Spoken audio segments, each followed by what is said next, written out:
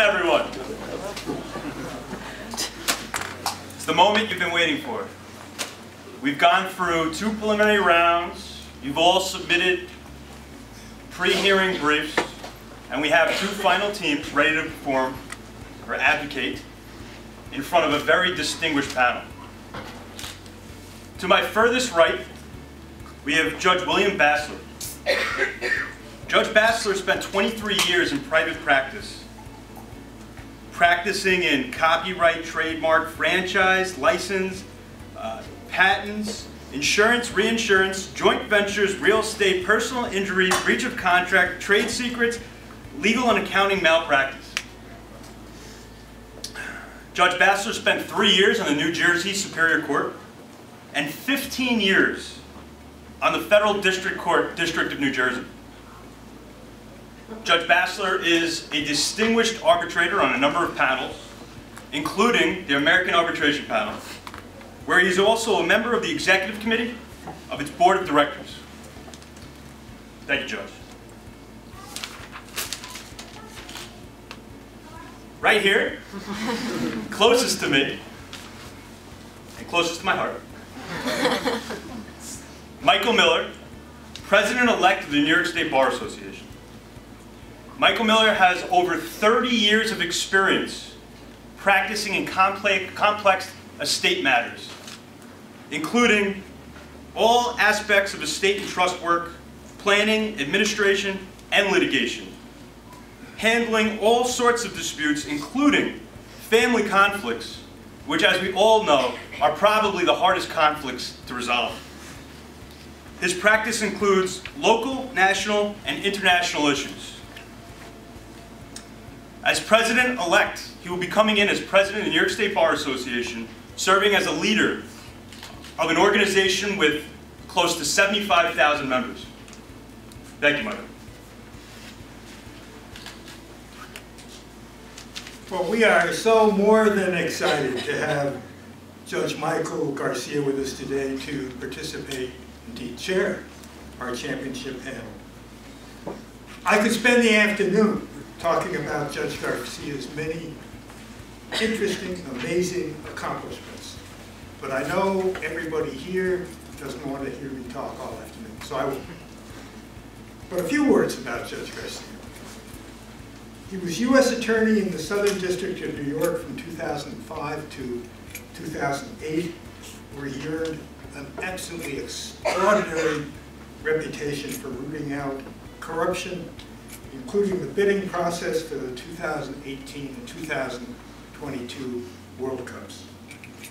Then he was a partner at Kirkland & Ellis from 2008 to 2016, and as we all know, he was at that point appointed an Associate Justice on the New York Court of Appeals, where he has served and continues to serve with widely acclaimed distinction. Judge Garcia, thank you so much for joining us today. It's an outright thrilling thing for the students and for everybody else involved in our arbitration. So thank you so much for being here. All right, let's begin. We thank you for being here today. My name is Alexandra Lane, and together with my co-counsel, Pratika Prasad, we represent the claimants, Thurman and Thelma Thirst. As a preliminary matter, we would like to let the panel know that we are aware that a prior member of this panel has resigned. Claimants appreciate Arbitrator Baffle's proactive resignation in the interest of moving this matter forward. The dispute before us between the Thirsts and Drill Baby Drill Energy Corporation is one of broken promises. Promises with clearly defined terms expressed in writing. Drill Baby Drill is the 3rd largest driller for natural gas through the use of fracking in the United States. Thurman and Thelma Thirst are cattle farmers from Carefree, Pennsylvania, where they live on a 100-acre farm with their 2 children and beloved cattle. The Thirsts have relied on their cattle farm as their sole source of income for all their lives. However, a couple years ago, the Thirsts were approached by Drill Baby Drill Energy Corporation with an opportunity to frack their land for valuable gas. The Thirst saw this offer as a good opportunity for supplemental income and were promised time and time again that it would cause them no harm. In 2015, the Thirst entered into a 3-year oil and gas lease with DBD Energy. According to the lease, Drill Baby Drill would extract oil from the Thirst's land using the fracking process in exchange for compensation and written assurances that the Thirst's property would remain habitable. By failing to uphold its requirements under the written lease, Drill Baby Drill has broken express promises, and in doing so, has also broken the law. Make no mistake, claimants have the burden of proof in this case, but we embrace that duty and can easily achieve it. We will argue, and the evidence will establish, that first, Drill Baby Drill had obligations to the Thirsts. Second, Drill Baby Drill breached these obligations. Third, the Thirst experienced major damages. And fourth, Drill Baby Drill's breaches caused those damages. We will meet this burden of proof and show that Drill Baby Drill has broken the law, even without all of the information we are entitled to. Because Drill Baby Drill has failed to disclose an entire list of chemicals used in their fracking process. This failure to disclose violates numerous AAA rules, and according to Rule 23D, this panel may draw adverse inferences from Drill Baby Drill's willful noncompliance. To my first point, Drill Baby Drill Energy had contractual obligations to the Thirsts and obligations under Pennsylvania law. We will walk you through the contractual obligations that they violated today. The obligations under Pennsylvania law that they violated are laid out in our brief, and most relevant here today include negligence and the Pennsylvania Oil and Gas Act. To Claimant's second point, Drill Baby Drill breached these obligations. For example, Ms. Smith, a former employee of Drill Baby Drill Energy stationed at the Thirst property, will testify to 2 specific instances on the Thirst property when Drill Baby Drill breached the heightened standard of care applicable to oil and gas companies operating in Pennsylvania. First, there was a crack in the well casing on the Thirst property. The record reflects that this very cracked well casing was removed by DBD Energy on the exact day Ms. Smith will later testify it was. Second, there was a spill of chemicals, 20% of which were never able to be recovered. To our third point, the Thirst experienced major damages to their health and to their water. Testimony from Thelma Thirst will show that she has experienced serious medical ailments since Drill Baby Drill began fracking on her land. Testimony will also show that methane levels in the Thirst water have made it unsafe to drink. Expert Dr. Prattle will testify that the Thirst water was tested and proved to be full of detergents, acids, and carcinogens. Finally, the evidence we present will show a causal link between Drill Baby Drill's blatant disregard for its responsibilities and these damages experienced by the Thirsts. Expert testimony, coupled with Ms. Smith's, will show that these types of damages are caused by the incidents that occurred on the Thirst property. Dr. Prattle will point to scientific studies that further support this point. By proving obligations, breach, damage, and cause, we will have proven our contract claim, we will have proven our negligence claim, we will have proven violations of the Pennsylvania Oil and Gas Act, we will have proven our medical monitoring claim, and we will have proven nuisance. The Thirsts now seek remedies to make them whole, and under 47A of the AAA rules, this panel has the authority to grant the Thirst any remedy it deems just. The Thirsts seek money damages, specific performance of the contract, and any other remedy this panel deems appropriate. After you have heard the evidence, the spill, the cracked well casing, the science, and the credible witnesses that claimant will call, you will conclude that there is no other possible explanation for the thirst suffering. Thank you. Counsel, Kayla Canassi, represent the respondents, Drill Baby Drill Energy Corporation. We've all just heard the tragic story of the thirst, and we would be remiss not to acknowledge all of the hardship they have endured. While their story is heartbreaking, the harms they have suffered are in no way linked to the claims presented here today. This is a classic case of buyer's remorse disguised as a breach of contract. Sam Sludge, the CEO of DBD Energy Corporation, started this company 30 years ago with the goal of achieving success by responsibly and effectively addressing all environmental concerns associated with his practices. Although you've just heard the claimant's story, we are not the monsters they make us out to be. DBD cares about the environment and the claimants. As the epitome of an environmentally conscientious oil and gas company, DBD does and continues to do everything in their power in order to ensure that fracking is done safely and in accordance with all laws and regulations. Similarly, DBD has done everything in their power in order to protect the claimants from any harm to them or their property, as seen in multiple provisions of the lease describing detailed remedies that the claimants are entitled to, which would have been provided had they notified DBD of any problems. We're here today because both parties entered a lease voluntarily. This lease was entered with good faith and a common goal to protect their future interests. Before we discuss why all of the claimants' claims should be denied, I would like to give the panel some insight as to why fracking has many benefits. Thanks to fracking, we are less dependent on imported natural gas, which in turn results in lower gas prices across the country. Also, fracking contributes to the national economy by decreasing the unemployment rate and providing thousands of jobs nationwide. More specifically, Pennsylvania Marcellus Shale fracking has astronomically increased the state's GDP. As you see, we care about the environment, which is why we give back to the communities involved, and more importantly, our nation.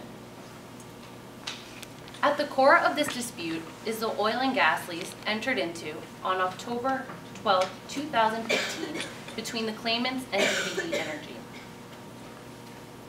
This lease provided DBD Energy the exclusive right to drill and frack for natural gas on the Thirst property. In exchange, DBD gave the claimants over $300,000 in an upfront payment, as well as 20% royalties of any oil or gas extracted from their property. Although the claimants are dissatisfied with the appearance of their property and the quality of their water, they voluntarily signed the lease, agreed to all the terms, accepted all compensation as well as future compensation in order to send their two bright children, Charles and Amy, to college. While we empathize with the claimants and all they have endured, we are not here today to determine whether fracking is environmentally friendly or whether methane should be regulated. There are three substantial reasons why the claimant's claims should be denied. First, our client complied with every single term in the lease.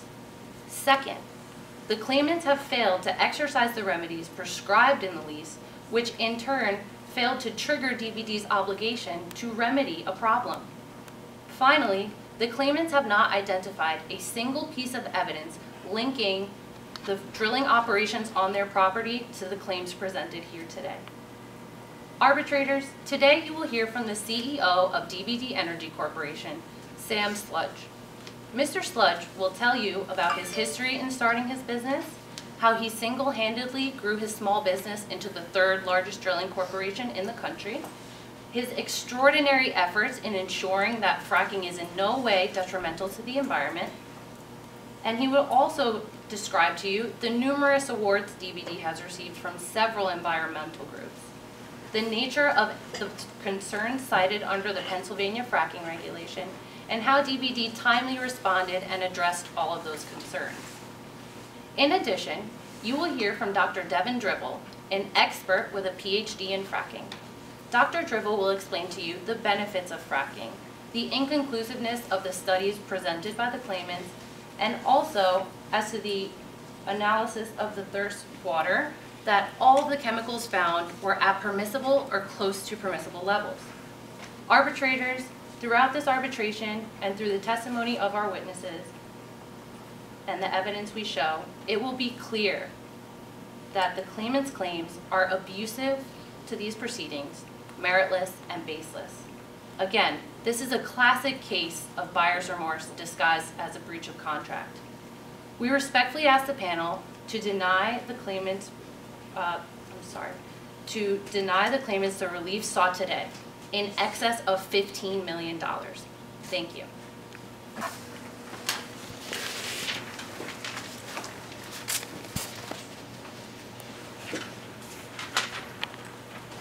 Could you please state your name for the record? Yes, my name is Thelma Louise Thirst. And Mrs. Thirst, where do you live? I live in Carefree, Pennsylvania, on top of the Marcellus Shale. How long have you lived on this land, Mrs. Thirst? Well, my family's operated a cattle farm on this land for forever. I've lived there my whole life. And what is your occupation? I'm a cattle farmer, but I'm also a mother to two lovely children, Amy and Charles. How long has your family been in the cattle farming business? For really generations. We've had the farm forever. And during this time, has the cattle business been your sole source of income? Oh, absolutely it has. Now I'm going to ask you a few questions about what brings us here today. If you need a break at any point, please just let me know. I know it'll be a lot of questions. Mrs. Thirst, are you familiar with Drill Baby Drill Energy Corporation? Yes, unfortunately, I am familiar. What, if any, relationship does your family have with Drill Baby Drill?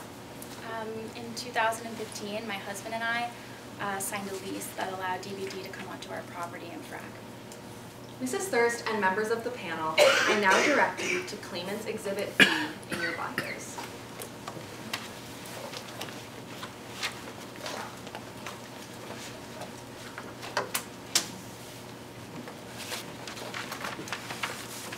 Mrs. Thirst, do you recognize this document? Oh, I do. This is that same lease. Can you please elaborate on the lease? Sure. So this is the lease that my husband and I signed that allowed DVD to come and frack on our property. Thank you. Did you have an attorney look over this lease prior to signing it? Oh, yes. We brought it to the town attorney. And when did you enter into this lease? In 2015. Members of the panel and Mrs. Thirst, I now direct you to paragraph 2 of Claimants Exhibit B.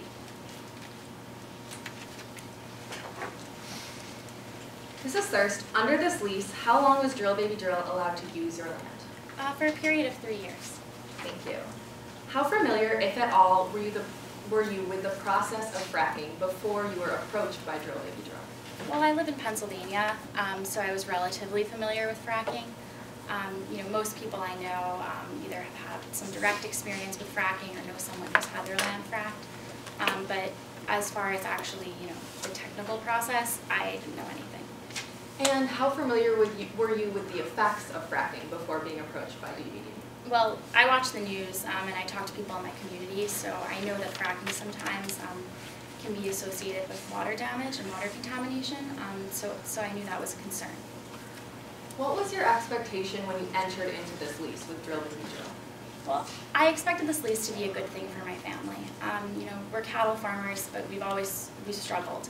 And I thought that, this would be a good source of supplemental income. And I expected that they would come onto our land, that they would frack it, but that they would frack it safely, and that it wouldn't really have much of an impact on us. Have your expectations been met over the course of the lease? No, they have not. Was there a negotiation period prior to you and your family entering into the lease? Yes, there was. Were you present during that time? Of course. Who did you negotiate the lease with? We negotiated directly with Mr. Sludge.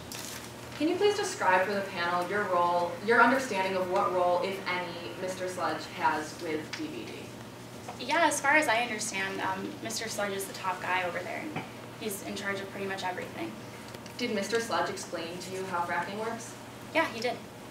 What made you trust him and enter into this lease? Well, it seems a little naive now, but the fact that, such an important guy came and negotiated directly with me and my husband, you know, I thought he cared about us, and I trusted him. What kinds of specific promises did Mr. Sludge make you when entering into this lease? Well, I told Mr. Sludge about my concerns during our negotiations, and he promised me that me and my family would remain healthy during the fracking. Members of the panel, I now direct you to paragraph 12 of Claimants Exhibit B.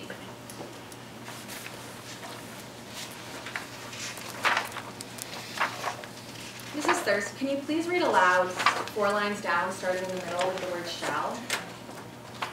Yes. Shall ensure that lessor's land, person, and environs shall remain safe and habitable despite any drilling operations.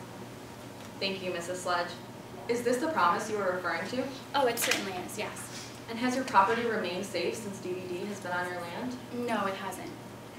Can you elaborate on that, please? Yes, I can. So prior to the fracking, I had always experienced nausea and dizziness. However, it was always manageable. However, after the fracking started, you know, my health really took a downturn. I have migraine headaches, you know, every few days. Most mornings I vomit white foam.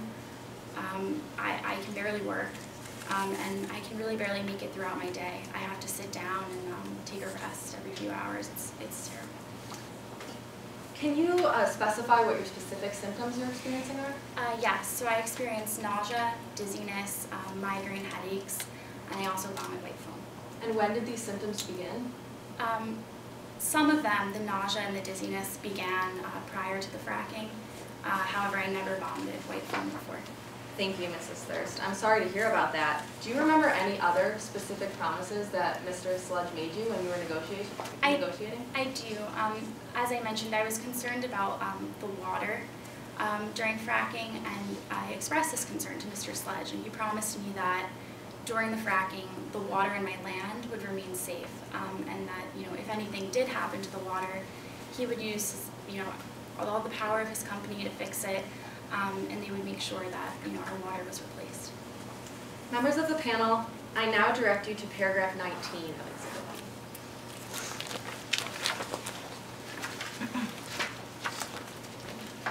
B. Mrs. Thirst, can you please read aloud the second sentence of paragraph 19B? Yes, I can. Lessee shall not drill or operate a water well, take water, or inject any substance into the subsurface in such a manner that will damage any of lessor's water wells, water supply, or which would interfere with or restrict the supply of water to lessor or its tenants for domestic, livestock, or agricultural purposes, or which would do injury to any potable groundwater supply. Thank you. Is this the promise you were talking about? It is.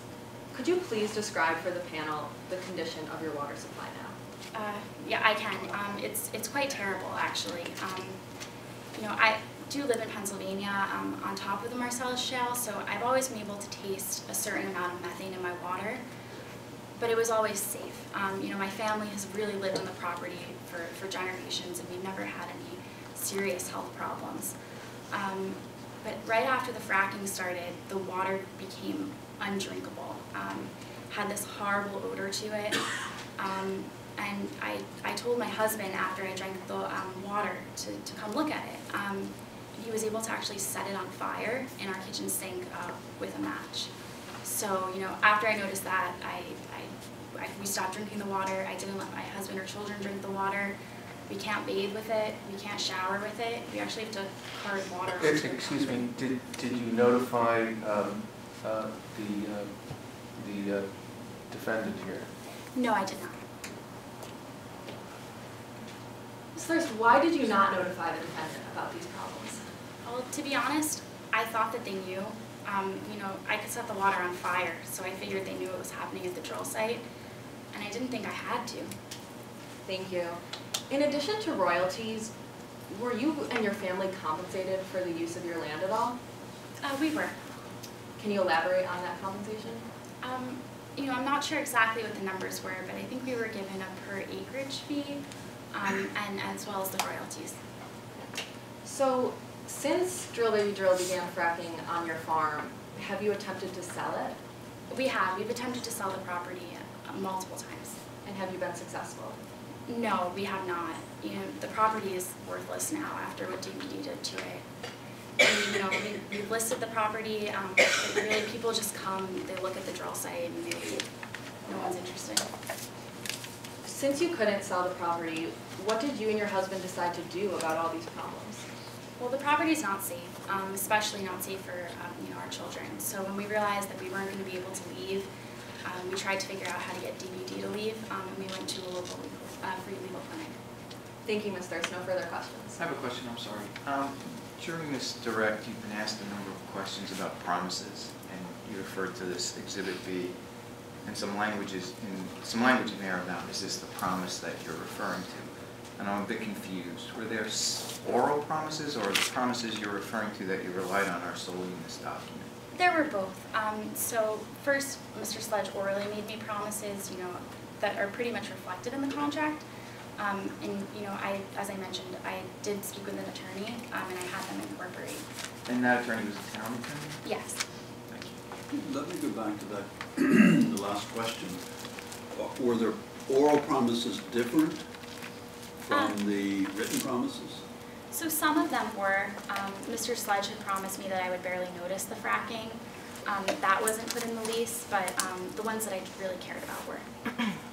Thank you. This is fine. If you feel that you don't understand the question, or if you just need a second, please just feel free to let me know. I'll try to make this as quick as possible.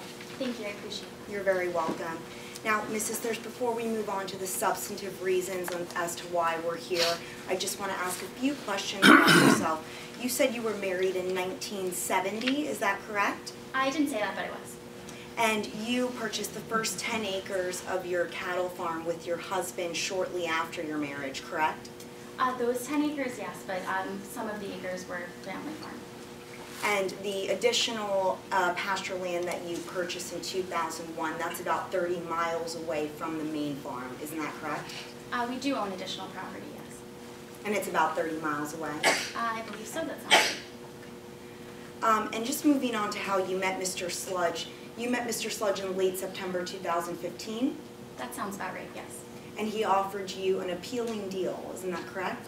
Well, I thought it was appealing. It definitely wasn't. Did you testify in February 2017 that you were absolutely interested in this proposition? Oh, yes, at the time I was, but I've since learned that it was a terrible deal. Okay, so let me rephrase. At the time that Mr. Sludge made you your offer, he offered you a very appealing deal. Oh, so I thought, yes. And moving on to the lease, you signed the lease about 2 weeks after you first met Mr. Sludge, isn't that correct? That sounds right, yeah. And you did say you consulted with an attorney during that time? I did. And you already established that you recognized the lease in front of you, correct? Yes, I do. Were you under the influence of alcohol when you signed the lease? No, I wasn't. Were you under the influence of drugs when you signed the lease? No. Wonderful. Turning your direction over to the last page, panel, if I could turn your direction to Exhibit B, the oil and gas lease dated October 12, 2015, to the last page.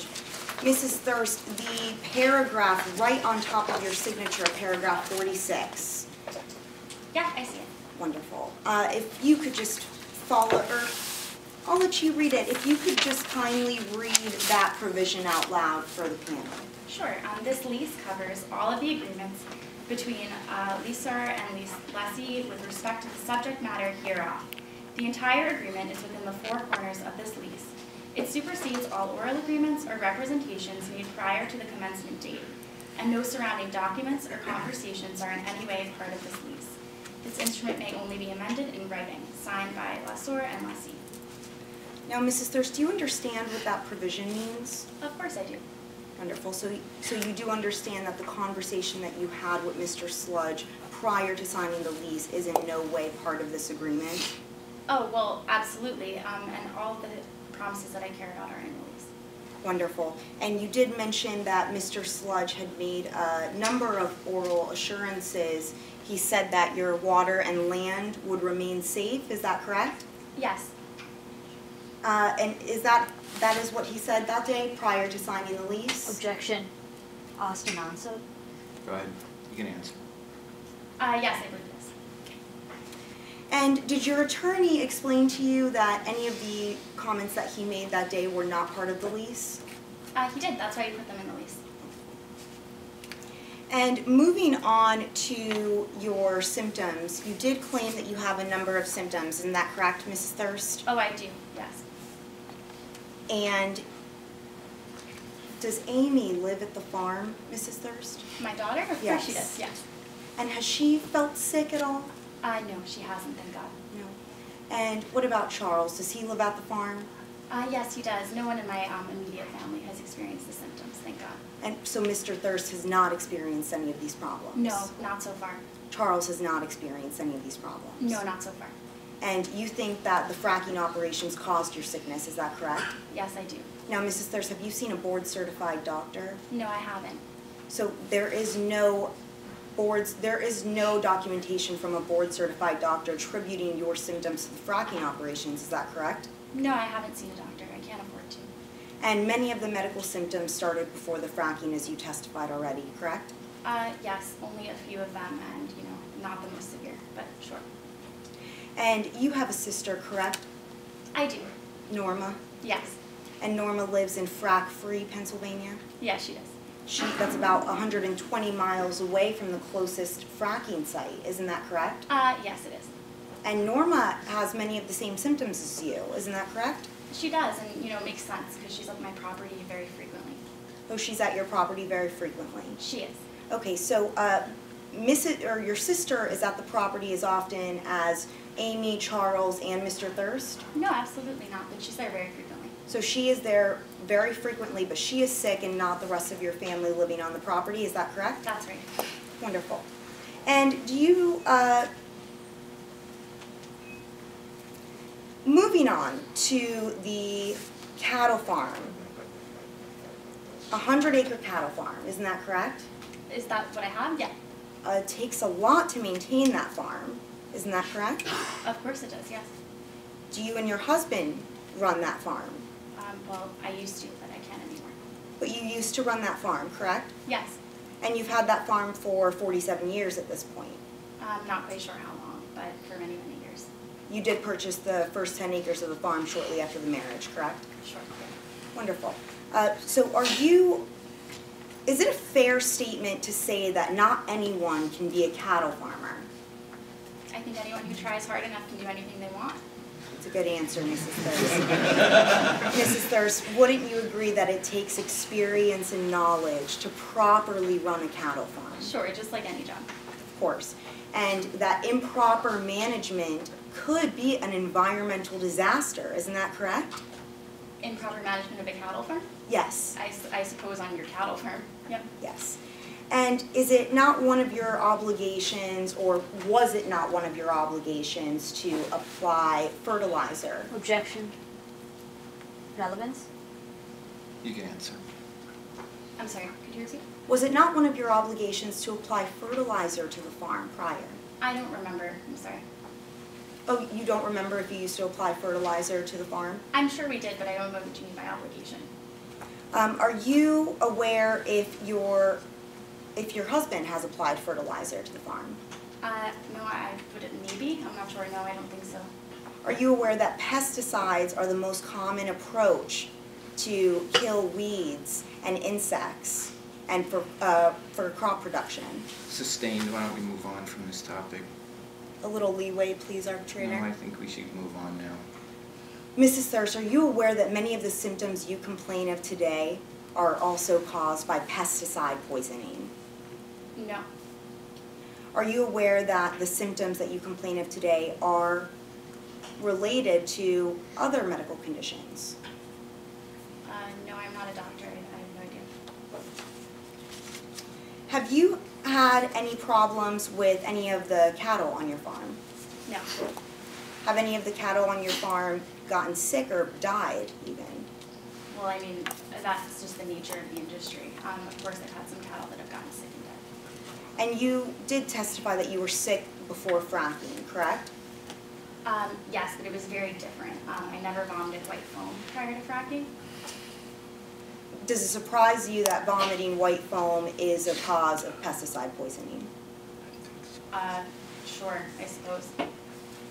And moving on to the methane, is it not one of your obligations, or excuse me, was it not one of your obligations to dispose of animal waste?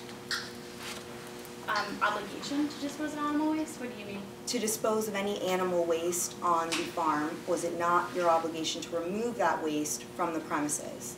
I don't really know what you mean. Does it, you did mention that you have cows, correct? Yeah, of course I do. And a cattle farmer has to remove any animal waste besides the obvious reason of the smell, but to protect the land, isn't that correct? Well, it depends. Cattle farmers have, pretty free reign on what to do with that. A lot of people sell it, actually. Well, Mrs. Thirst, do you know of any reason as to why it would be so important to remove animal waste from the premises Objection. immediately? Relevance? If you know.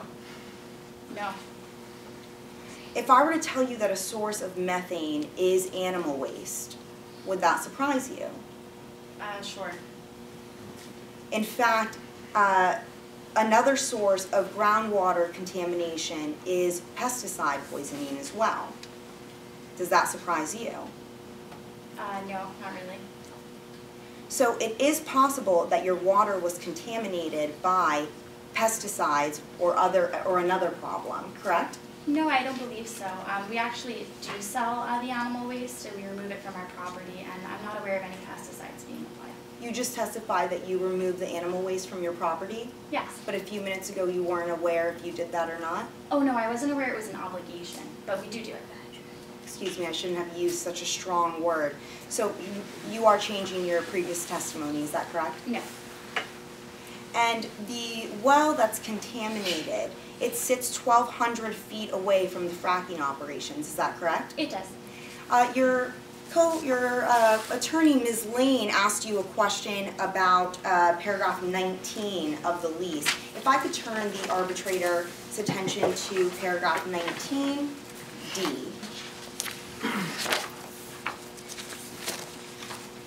Ms. Thirst, would you please read the second sentence of paragraph 19 subsection D?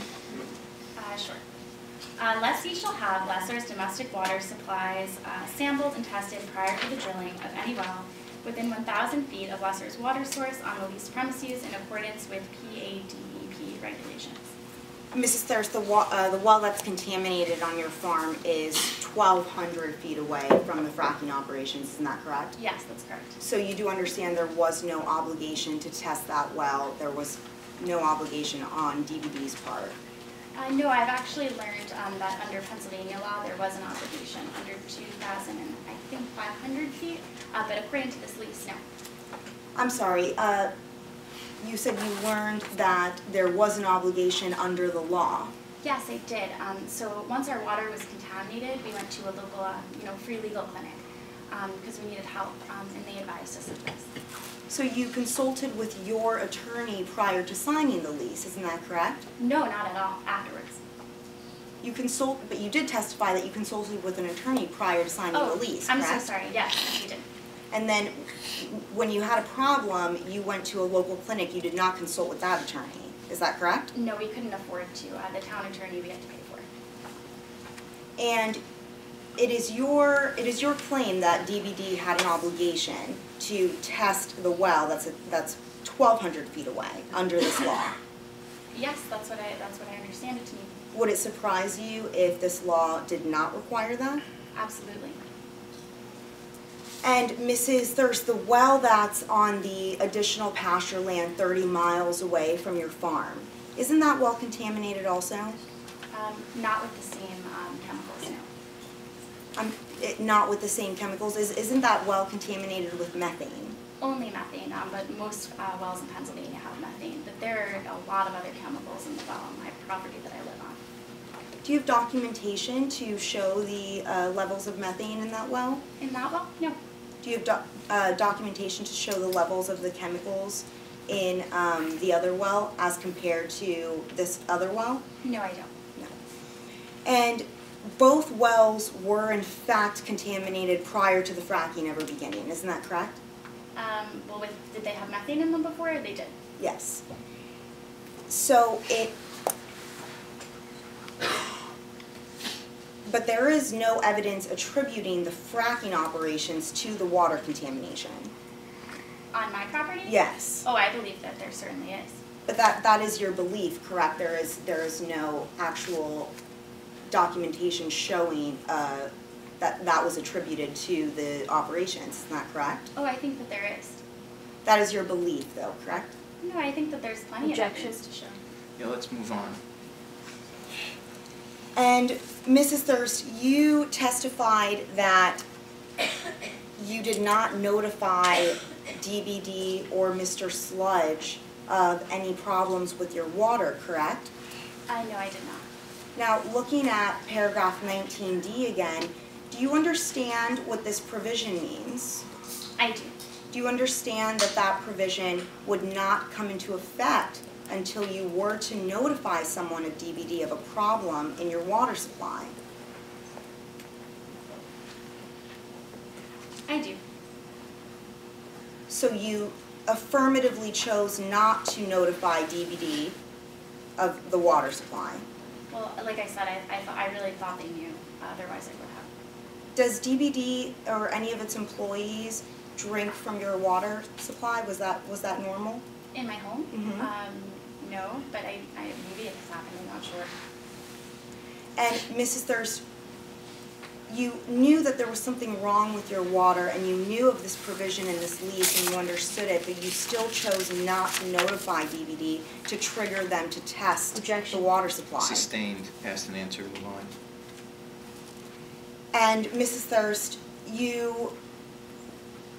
in consulting with your attorney let you sign this lease under the opinion that the 1,000 feet was not Objection. the right number? Sustained.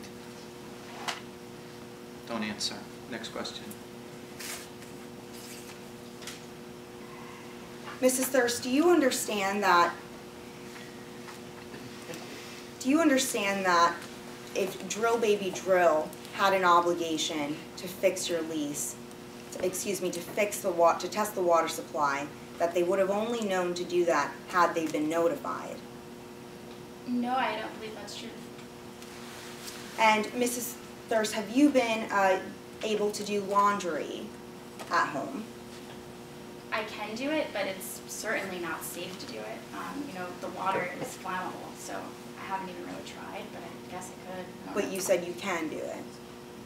Well, I think it would be extremely unsafe to wear the clothing, but I can still turn my, the water on in my home. If that's what you mean, sorry. And no water was ever tested before the drilling began, is that correct? No, it was not.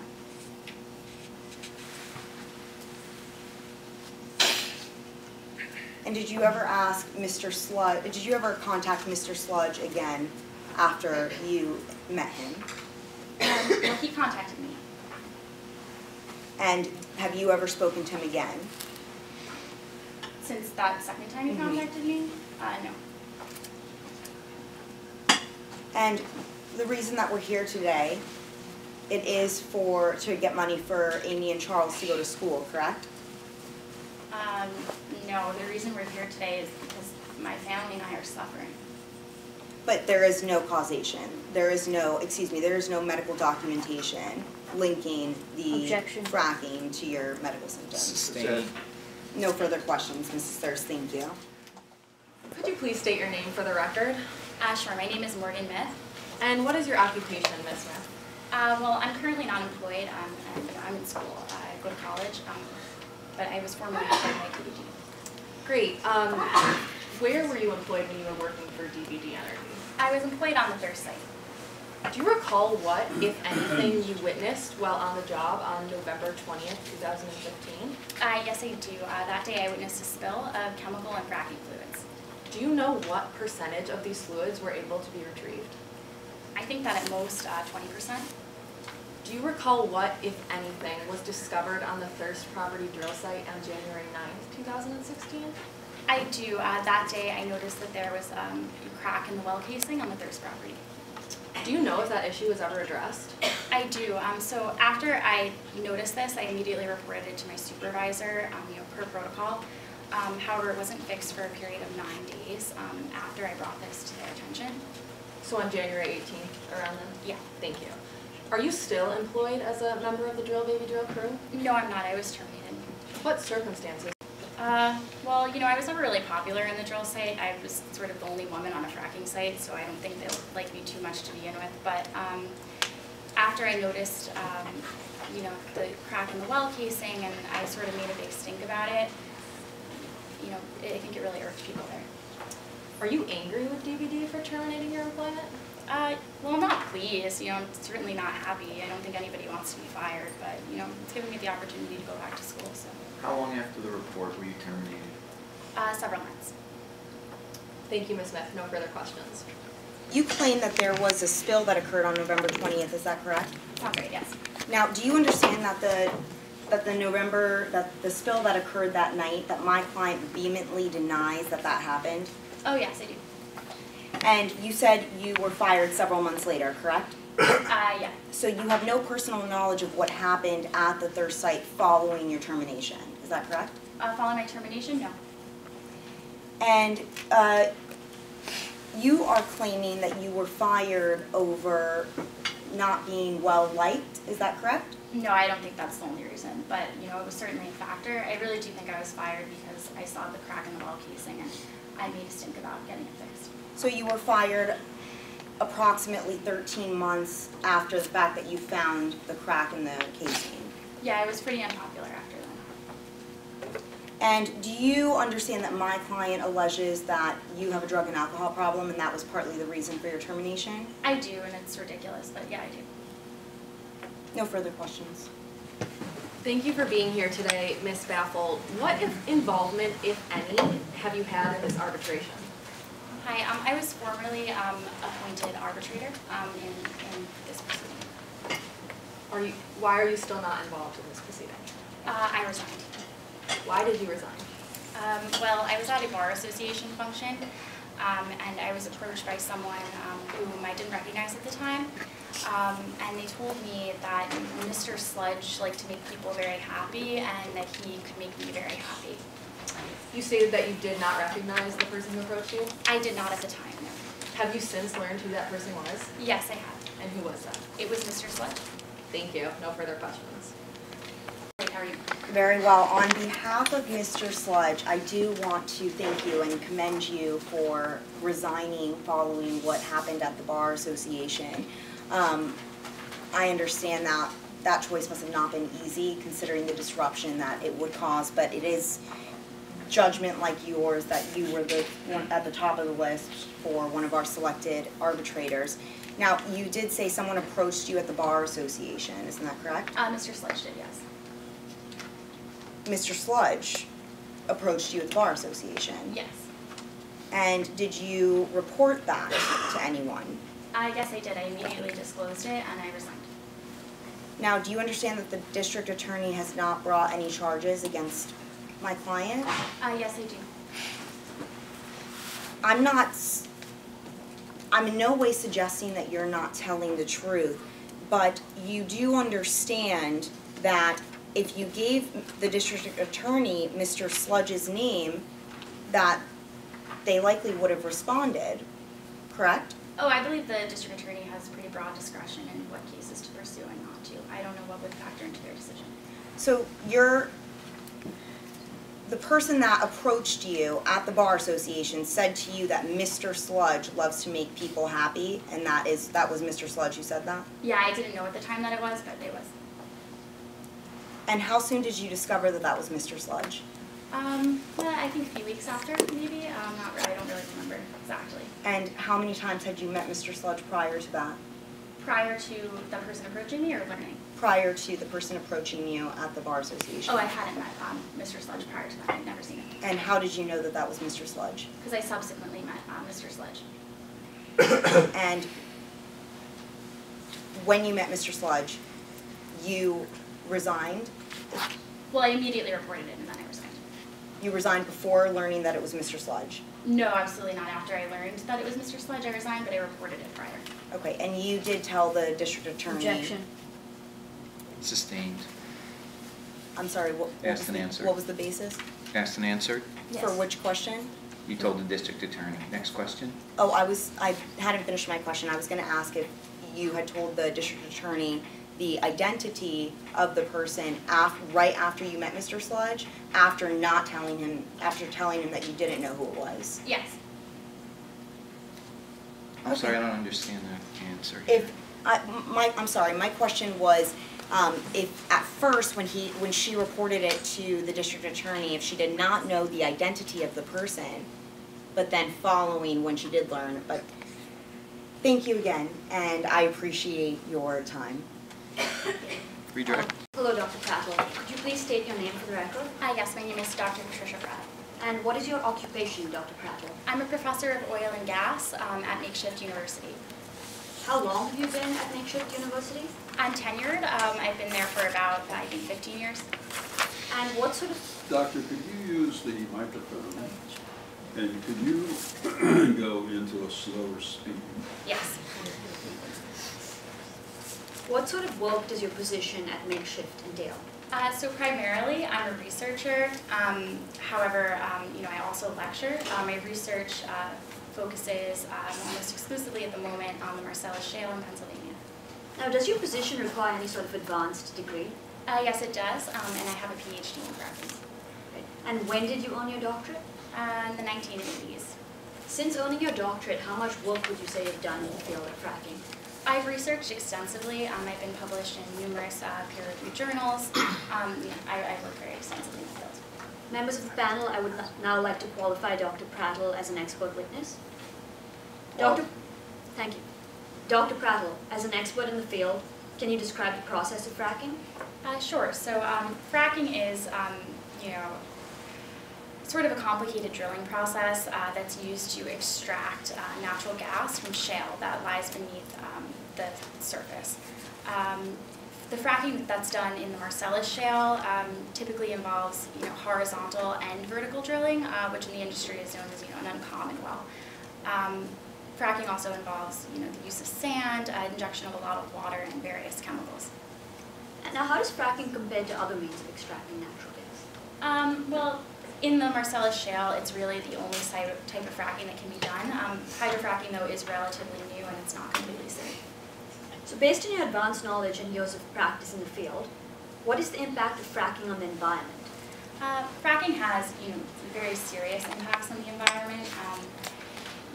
Various studies have shown that it can be linked to health hazards or water contamination. You mentioned some health hazards. In your expert opinion, what effect can fracking have on human health?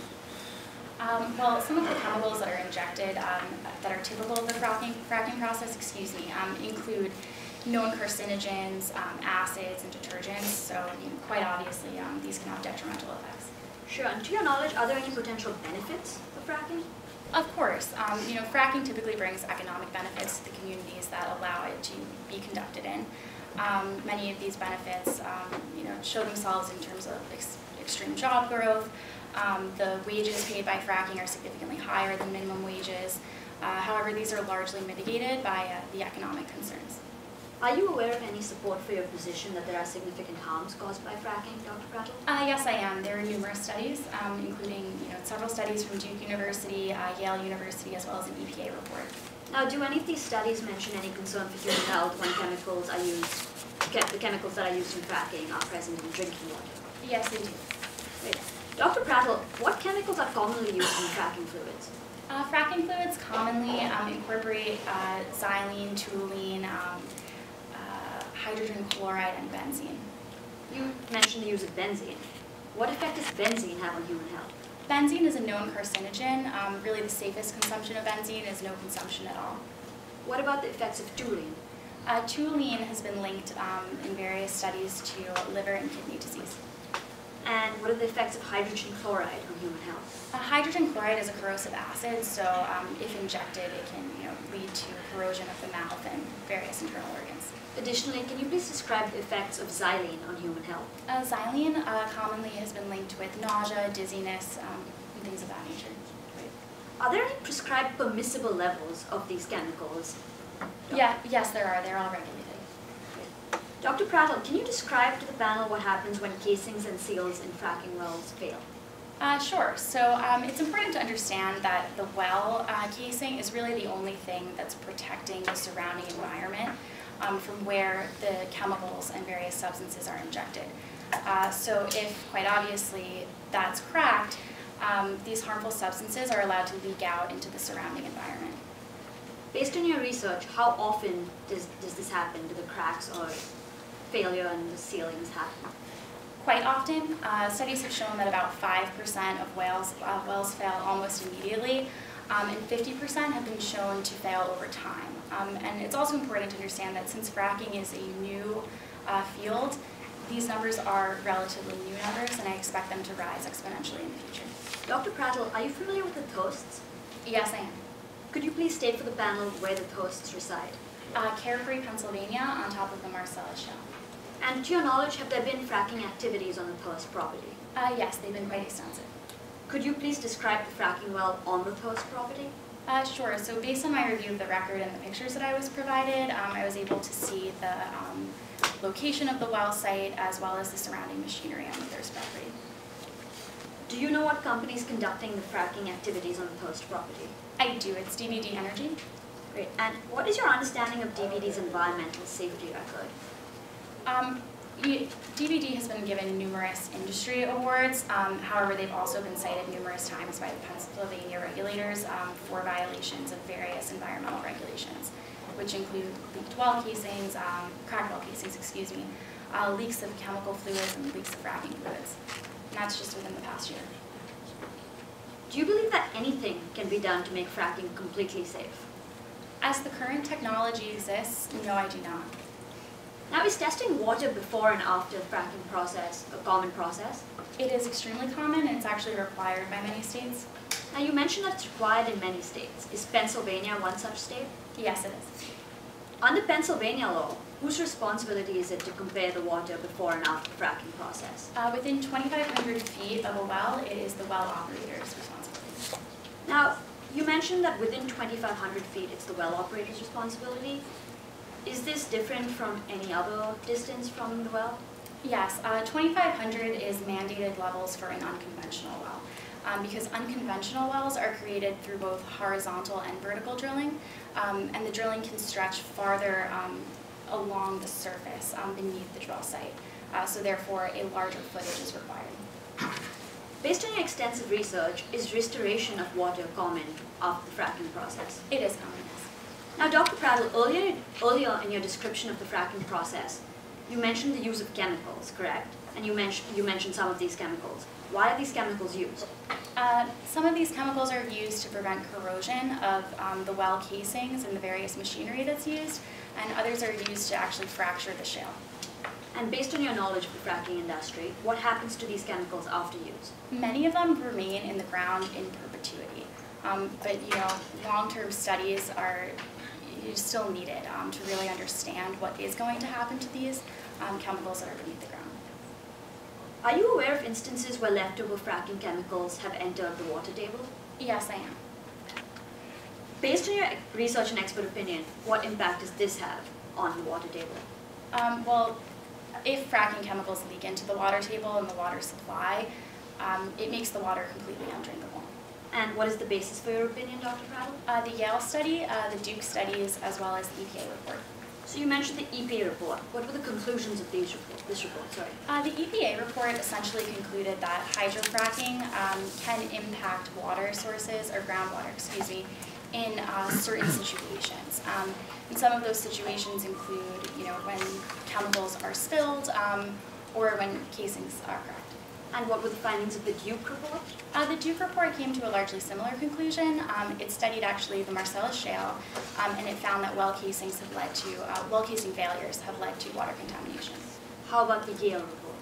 The Yale report found also similarly that spills of chemical fluids can cause water contamination.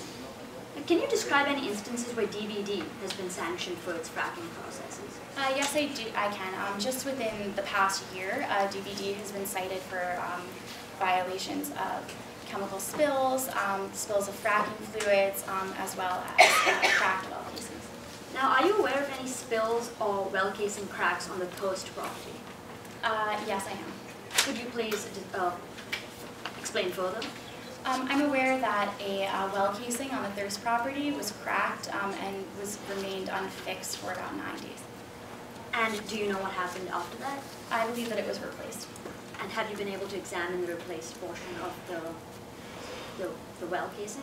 I have not. It hasn't been provided to me, but I have learned from a review of the record that that casing that was replaced had thin hairline fractures along it.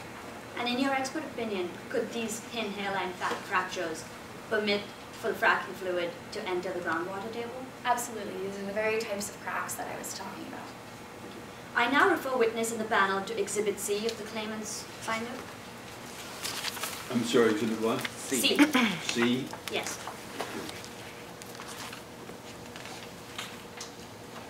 Dr. Prattle, where were these photographs taken? And to the best of my knowledge, these were taken at the Thirst property by Mrs. Thirst. Can you describe for the panel the contents of these photographs? Sure. So they depict the fracking site at the Thirst property. The first photograph is the well, and it depicts a fairly large operation. It's quite larger than most that I've seen. So in your opinion, are the images portrayed in these photographs typical of land being utilized in the fracking process? As I mentioned, it's it's a typical well, but it's a quite a larger operation than I've seen. Are you aware of any testing that has been done on the coast water? I am, yes. How was this testing done? I believe the Thirst had an independent third party test it, but I've reviewed the results. Can you describe for the panel any chemical elements found in the coast water? Yes, I can. The Thirst water testing showed elevated levels of methane, as well as 5 chemicals that included methane, benzene, toluene, xylene, and hydrochloride. And at what level are these chemicals present in the coast water? All at or above, or very close to the regulated permissible levels. Are you aware of any health issues exhibited by the coasts? Yes, I am. Based on my review of the record, I've learned that Mrs. Thirst is experiencing some serious medical issues. Do you know any incidents of where fracking has caused symptoms similar to those that Mrs. Thirst is now experiencing? Yes, I am. Thank you, Dr. Prattle. No further questions. You can't really testify to the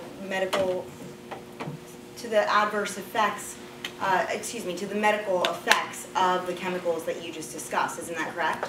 Oh, no, I can. I have a PhD in fracking, which is sort of a multidisciplinary science, and much of my research involves studying what the chemicals that we use in fracking do to the environments that they're injected in. Are you aware of what a slurry blender is? No, I'm not. Are you aware of what a slick water is? No. But you just said that you have a PhD in fracking and that it's a multidisciplinary study, isn't it? Yes. Well, does it surprise you that a slurry blender and a slick water are the backbone of the safety components that go into fracking? Does that surprise you? No. And in 2010, you wrote an article and you said that you believed it's almost possible to prove the contamination of a well was caused by fracking, correct? I'm not sure if that was the exact quote, but sure. Dr. Prattle wrote an article, The History of Fracking, in which he said, no question about it, cases brought by well owners against the fracking companies have gone basically nowhere, the primary reason being that it is almost impossible to prove that contamination of a well was caused by fracking. That's directly from your article. Oh, yes, that's true. So my understanding is that you're here today to testify that it is possible today. Yes, what I meant in that article, it's sort of taken out of context, is that it's difficult to show 100% with 100% certainty whether fracking has actually caused, a contamination of a well. However, we can be fairly certain. Several of the chemicals, including the ones that were found in the Thirst water supply, are typical of a fracking operation. And while they may be found in other industries, the combination isn't found in anything other than fracking. Now, Dr. Prado, what's changed your expert opinion as to why today it is more possible to determine the causation? Sure, the more recent Yale study has changed my opinion significantly. The Yale study essentially surveyed over 50 wells that were located in the Pennsylvania Marcellus Shale region, and it found that in 10% of the study wells that were near fracking sites, these exact same chemical combination of xylene, toluene, and benzene were found. Okay, but to your knowledge, it is true that the thirst water supply was not tested prior to the drilling, correct? No, I don't believe that it was tested. Right. So you can't really determine if fracking caused the contamination without anything to compare it to, isn't that correct? I can't be 100% sure, but I can be very fairly certain, and I am in this case. As I mentioned, this chemical combination is not really, found anywhere else. Thank you. No further questions. Good evening, Mr. Sludge. Good evening. May you please introduce yourself to the panel? My name is Samuel Emmanuel Sludge. And how are you doing today, Mr. Sludge? Well, to be honest, I'm not doing very well. Apparently, either I'm living quite a double life and talking to people I've never met and being places I can tell you I wasn't. So either I'm living a double life, which anyone who knows me knows I'm not that clever, or I'm experiencing some serious out-of-body catastrophes. Mr. Sludge, what specifically are you referring to? Well, in the last 5 minutes, first I feel like I should introduce myself since I've never met you. I'm Samuel Sludge. I understand you were at one point one of our arbitrators. I would also like to echo my thanks for at least appropriately recusing yourself. I don't know who this individual was that spoke to you. Obviously, he's very good looking. And I can tell you that the substance of what he said to you is absolutely baseless. To be very frank, I'm a little offended. I hope that Mr. Vance in the District Attorney's Office gets to the bottom of whatever it is that's going on. So that's the first thing I would like to say. Thank you, Mr. Sludge. First, I would like to ask you, how did you get in the fracking industry? So we started, or I shouldn't even say we, I started myself, I started my corporation, Drill Baby Drill Energy, as kind of a garage band energy company, if you will, literally operating out of my parents' garage. Through hard work, through determination, and through undoubtedly a little bit of luck, I'm happy to say that we have grown well outside the confines of that one-car garage. We are currently the third largest fracking driller in the continental United States, although that's a recent endeavor. Since 2010, prior to that, we were a substantial presence in the energy production industry as a whole. And Mr. Sludge, when did you start fracking on the Marcellus Shale? Specifically in 2010. Up until that point, my company primarily was a driller of oil. We're paid in any way possible to make what is undoubtedly an imperfect method of production as safe as possible. And we're very proud of our record to date and the awards that we've received. Mr. Sludge, can you please explain your stance on the environmental concerns associated with fracking? So, it would be disingenuous of me to say that energy production in this country is a perfect science. It is not, in any form of energy production across the board. We feel it is incumbent on us as a leader in this field to make it as safe as possible. So I referenced, the amount of our budget that goes into being as safe as possible. We've been recognized almost as recently as 2016. I, on behalf of my company, was the recipient of a Lifetime Achievement Award from a fracking watchdog organization, Concerned Citizens for Fracking. We have really made it our priority to be as safe as possible. Is there any other evidence that shows that your company fracks safely? Besides the awards and the 6-month training, for instance, that we make our employees and our supervisors go through, dual supervision on well sites, making sure that we have routine checks of the integrity of well casings, for example. There are a lot of things on a micro level that we do to ensure the safety at sites. And with this in mind, I understand that DVD has been cited for some safety concerns in the past That's correct, year. yes. Can you please describe to the panel the nature of those concerns? So I certainly will not parse words. We have been issued violations in the past. These are issues that were brought to my attention directly, and as the head of the company, I have also addressed them in kind to make sure that I address them personally.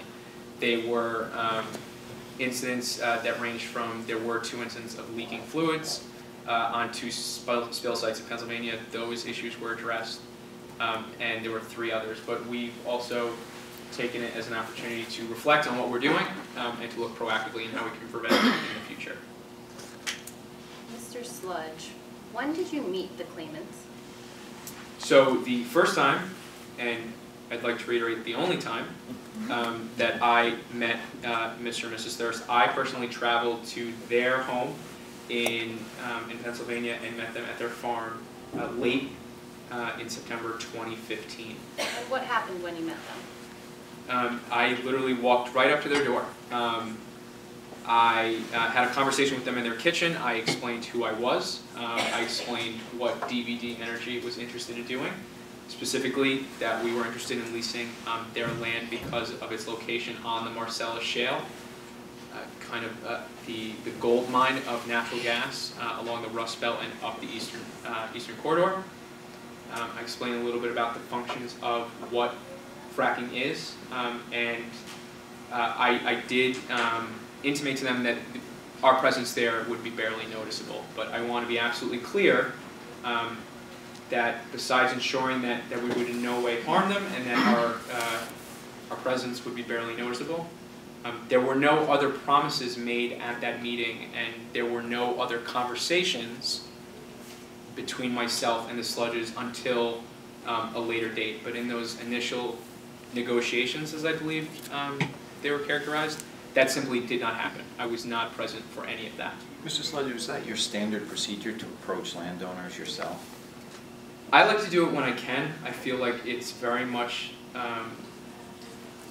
line with how I got started in this business. When you're a one-man operation, you have to be the salesman, the CEO, and everything else in between. So that's how I got started. That's how I got to where I am. And when possible, certainly not always, I do like to come a knocking sometimes. Thank you. Thank you. Mr. Sludge, what was the Thirst's response to your presence in their home? They were excited. I was excited. In retrospect, some of what I said about barely being noticeable. In retrospect, I think I may have been a little overzealous in my sales pitch. I will tell the panel today. I will also tell Ms. Thirst. I would equate this to, for lack of a better word, puffery in my industry. Trying to make a sales pitch to a potential partnership with the Thirst. I was aware of their financial situation. Genuinely eager to help. I started this business to send my own kids to college, so when I learned of their situation, I was just excited to get started. And Mr. Sludge, Mrs. Thirst testified earlier saying that she asked you if this would in any way contaminate her water. Did she ask you that when you were there at her home? Absolutely not. So you never promised her that her water would not be contaminated, even though her water was already contaminated? I provided her with a copy of the lease and encouraged her to consult an attorney, which, as I believe has been said today, she did. That was the substance in whole of the conversation that we had. And Mr. Sludge, how many times have either of the claimants, Mr. or Mrs. Thirst, contacted you with their concerns? Not once. Not by phone, email, mail?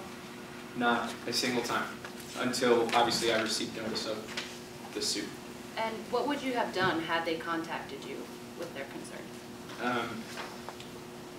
I hate to make reference to, I would have done exactly what the lease told me to do, but beyond that, I would have, as a person and as someone who cares very deeply about their business, we would have done anything and everything we possibly could have done to rectify the situation.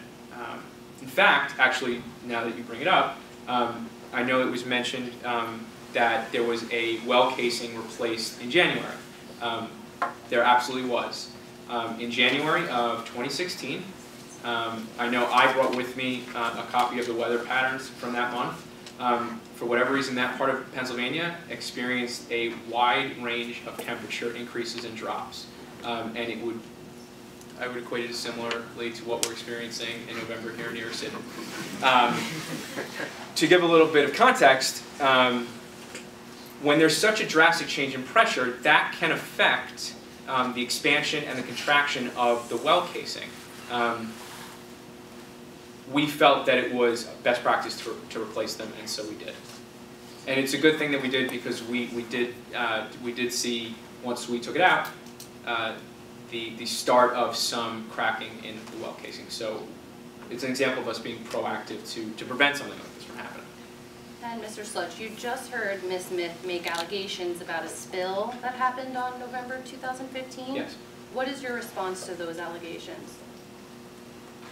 That it absolutely did not happen. There was absolutely no spill in November of 2015 or at any other time on the Thirst property. Unequivocally, it did not happen. And Mr. Sludge, can you tell us how you know Ms. Smith? She is a former employee. She's sitting right to my left. And she was terminated, I believe, late in 2016 for a variety of reasons, some of which were performance-related, some of which were of a personal nature, which we hope as a company that she has taken the time to address. We obviously support her and hope for the best for her, but she was let go for a number of reasons. And what happened on October 12th, 2016? I believe you might be referring to a phone call? That's correct. I placed a phone call to Mr. and Mrs. Thirst. I was admittedly upset. I was away on business in New York. It's when I found out about the filing of the claim by my general counsel. Having met them personally, I reached out to them personally, and admittedly was very upset to hear that this suit had been initiated, especially since it was the first time that I was hearing about it. And what did the Thirst say to you on that phone call?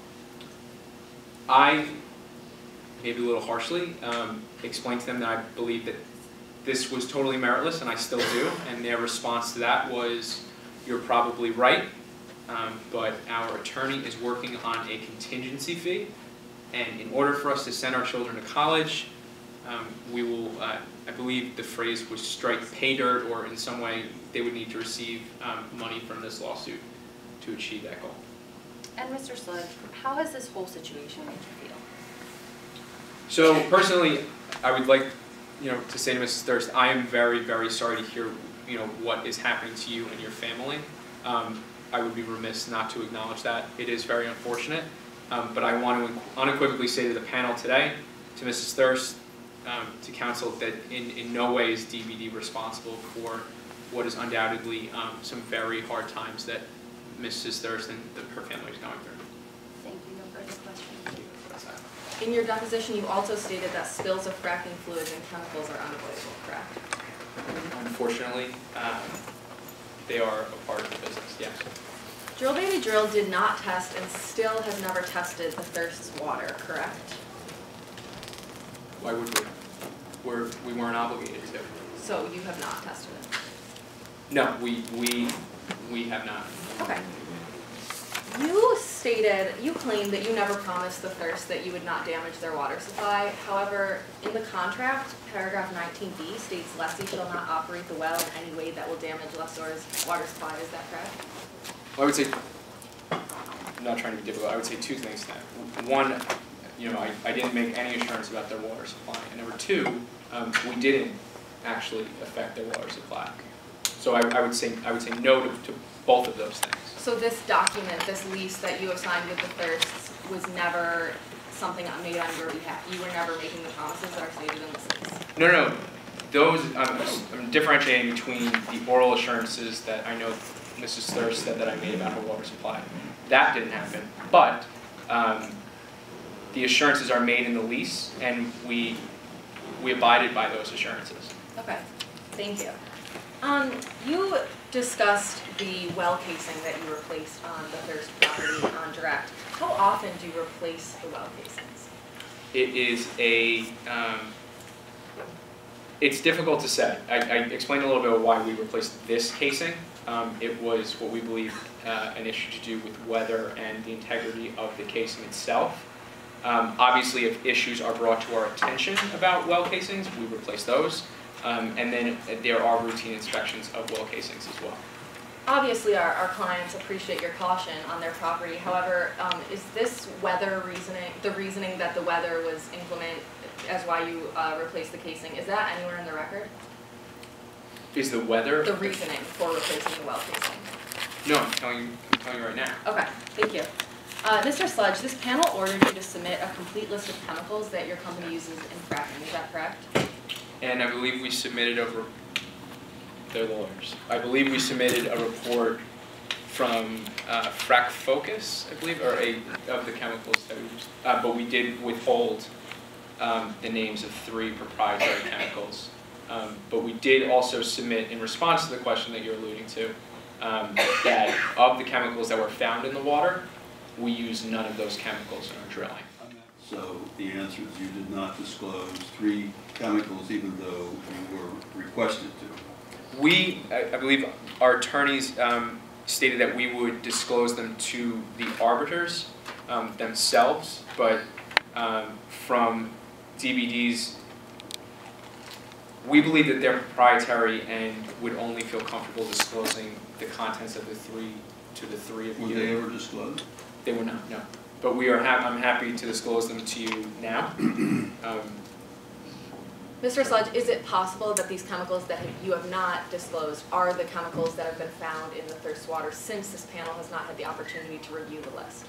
No, because I saw the chemicals that were found, and I've testified in my deposition and today, and I'm testifying to the panel now. None of the chemicals that were found in the thirst water are used by Drill Baby Drill. Thank you, Mr. Sludge. Let's talk about this phone call that was brought up. You called 2 small-town cattle farmers to talk about their pending lawsuit against you, correct? Yes. And Mrs. Thirst... Can I, before you pursue that, could I just go back to the last question? Is there expert testimony to the effect that the chemicals found were not used by your company? The expert, and I hope I'm answering the question. Well, I'll put it another way. Sure. Is there any, other than your statement, is there any documentation that supports that? No. I'm making those assurances personally today to the arbiters. And just so we're clear, you're basing that on the review of the report and your knowledge of what chemicals you use? That's correct. I'm sorry, can you repeat the question? Yes. So you just stated that you called 2 cattle farmers to talk about their pending lawsuit against you, correct? Yes. And on the phone call, Mrs. Thirst immediately stated that she believed it would be more appropriate to discuss this case with her lawyer, correct? I don't remember her saying that. It's possible. I know that the conversation continued for about 30 minutes. Okay. I know that I expressed my intention of wanting to talk about it, but I don't remember if she said that or not. It's possible that she said that. On this excuse me, yes, sir. Was your counsel aware that you were going to call the claimants? No, sir. Thank you. During this phone call, you told the Thirst that you would bury them, correct? Yes, I was, a poor choice of words, I was certainly very upset. I did say that. You also said that you would ruin them financially, correct? A yes or no answer, please. Yes, I did. And you stated that you would demolish them? Unfortunately, yes, I did say that. Thank you, Mr. Sledge. No further questions.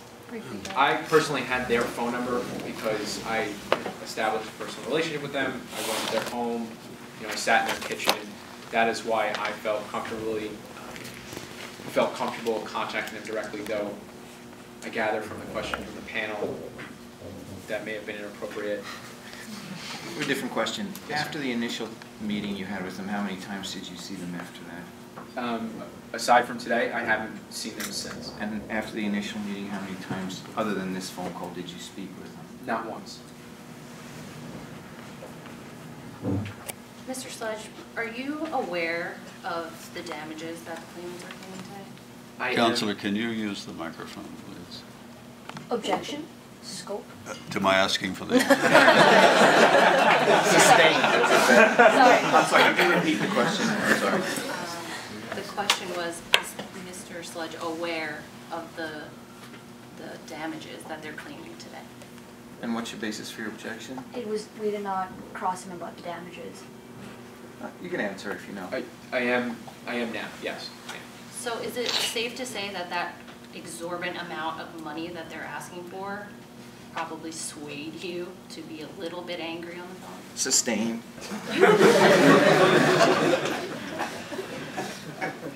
How did you feel when you found out that they were claiming that money, that Objection. amount of damages? You can answer that. I was very upset.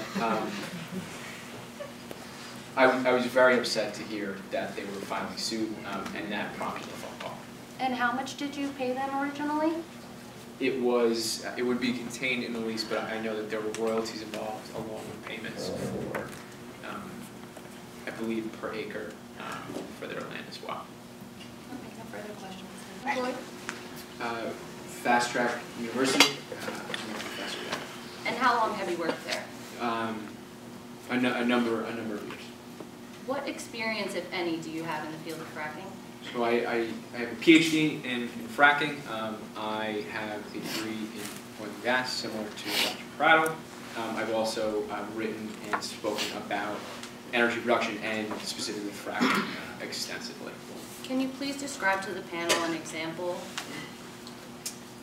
I'm sorry, an example of?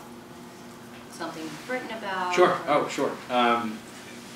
So, for instance, when fracking was, in 2009, when fracking was starting to become the hot method of energy production, I wrote an article discussing similarly circumstances surrounding lawsuits like the one that is currently before you today. That the connection between fracking and contamination of drinking water is based, in my opinion, on complete circumstantial evidence. And so I wrote extensively about that back in 2009 in an article. I believe Fracking 101 was the title of the article, or something to that effect. And with respect to fracking in general, can you please describe to the panel in layman's terms what fracking is? So essentially, fracking, using the Marcellus Shale as an example, deep underground, as far down as 7,000 or 8,000 feet, there is the possibility to gather natural gas. Basically, in this case, the Thirst Farm, you drill down 7,000, 8,000 feet, you inject some pressurized liquid that cracks the bedrock underneath and essentially allows the collection of the gas up through the well. That's a very bare bones kind of generic idea of what fracking is. And why do they drill so far underground? In large part because that's where the gas is located, but also because in order to put as much proximity in between where the drilling is taking place and where the gathering of the gases and the chemicals that are used in the extraction process can be toxic and are kept far away from the surface level. What are some other benefits of fracking? So there's the obvious economic benefit that has already been discussed a little bit here today. To date, fracking has created a wealth of new job opportunities in the United States, with the prospect of over 1.5 million more. There is the economic benefit of lowering per capita energy costs per family. Our foreign dependence on energy has also decreased, so there is a holistic package of benefits to this method of energy production. Moving now specifically to the fracking that occurred on the Thirst property, are you aware of the contents of their water that was sampled? I reviewed the findings of the analysis, yes I did. And what are the chemicals that were found? I know that they've been discussed already, but methane, toluene, xylene, benzene, hydrochloride, those were the main 5 predominant ones. And in your expert opinion, what connection, if any, can be drawn between the fracking that occurred on the property and the chemicals found in the water? So it's my expert opinion that no connection can be drawn between the two. And bear with me for a second. Bottle of water. You can see how much water is in the bottle right now. If I were to go outside and close the door and pour some of the water back out and come back in, you would be able to tell me approximately how much water I emptied out of the bottle. You simple compare and contrast. If I were to tell you that there was another bottle outside filled with water, and I came back in and I asked you to tell me how much water I had poured out, you wouldn't be able to tell me, simply because you don't know how much water would have been in the bottle before I poured anything out. I could have poured out a lot, I could have poured out none. The analogy holds true in the case today. There's no way of knowing what chemicals were put in the water, since there's nothing to compare the test results that were established after fracking was started. Just a little illustration of what I base my opinion on. With that being said, what is your response to Dr. Prattle's assertion that the chemicals are connected to fracking? In my opinion, there is no way of actually knowing that, for the reasons that I just illustrated. I think that my conclusion is further reinforced by the testimony of Mr. Sludge, saying that none of the chemicals that were found are used. And I would also submit to the panel that there are other explanations for the high levels of, for instance, methane that was found on the Thirst farm. Thank you. No further questions. And you did not test Thirst water? Excuse me. I did not personally test it, but I reviewed the tests that were done. And you just mentioned that Mr. Sludge testified that the same chemicals were not used, but do you have any personal knowledge of this? Aside from Mr. Sludge's testimony, I do not. Great. Now, did you review the record before you came here today? Predominantly, I reviewed the test results, but I am generally familiar with the record. Sure. So based on your expert testimony, have you ever reviewed the Duke study, which is also present in the record today? I am familiar with it. I didn't write the Duke study, but I am familiar with it. That study found that casing cracks can lead to the contamination of water, right? Correct? When they're present, sure. And the Duke study also found that spills can contaminate drinking water, correct? When they're present, sure. Okay. And are you aware of the Yale study that is also in the record? I am generally familiar with it, yes, okay. I am. And that study also found that spills can contaminate drinking water, correct? Suffice it to say, if there are spills, they could contaminate the drinking water. That's correct. In any of these studies, the Duke study, the Yale study, the EPA report, if there are spills, it could contaminate the water. Yes.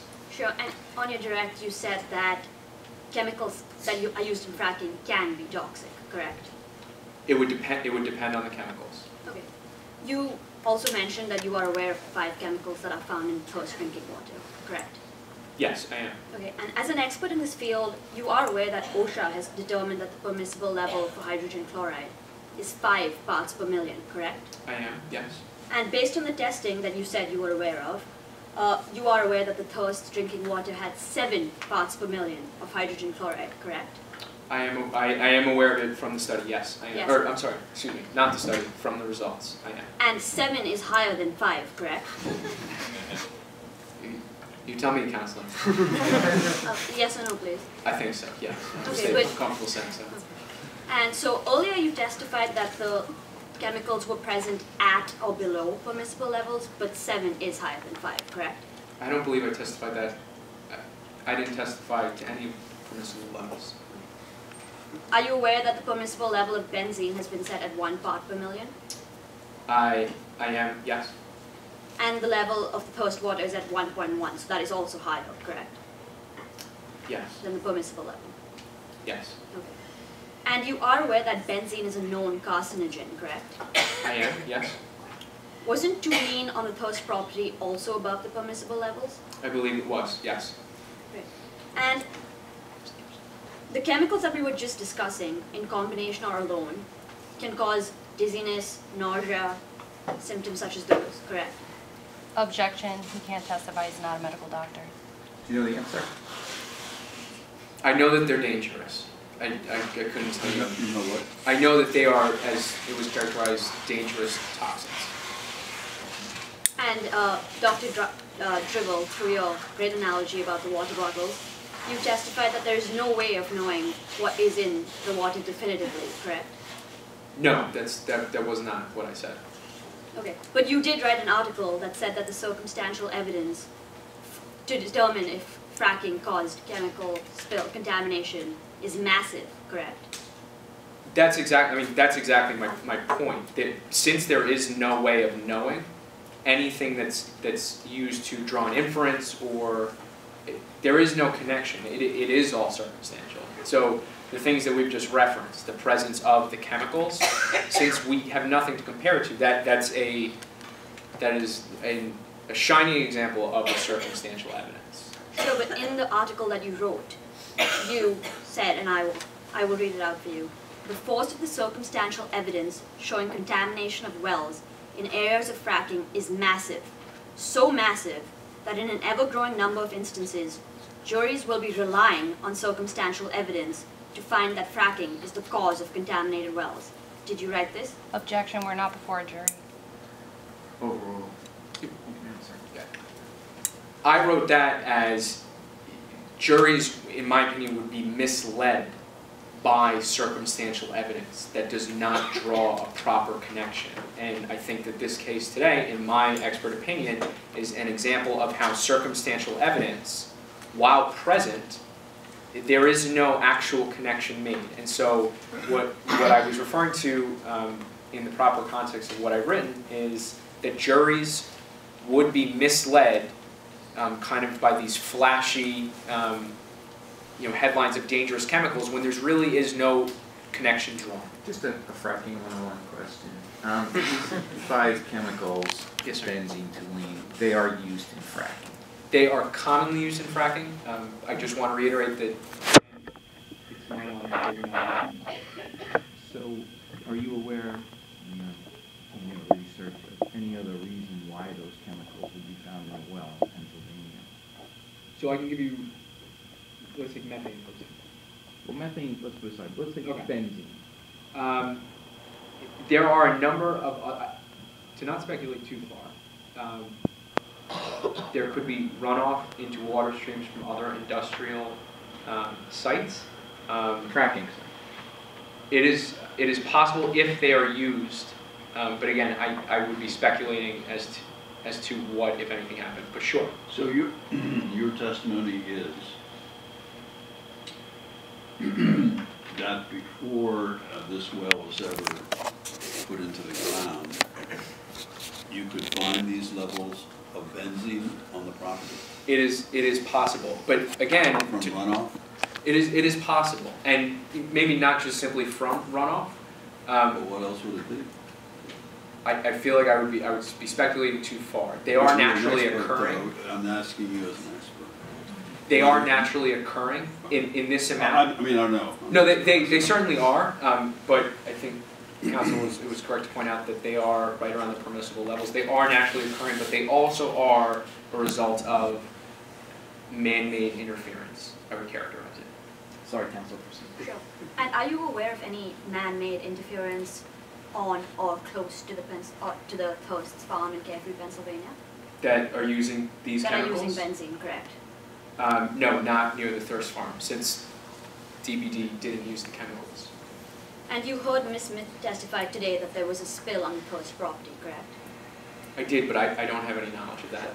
And you said that you examined the evidence, the record, and in your expert opinion, could a spill like that have caused increased levels of the chemicals that are present in the Post drinking water?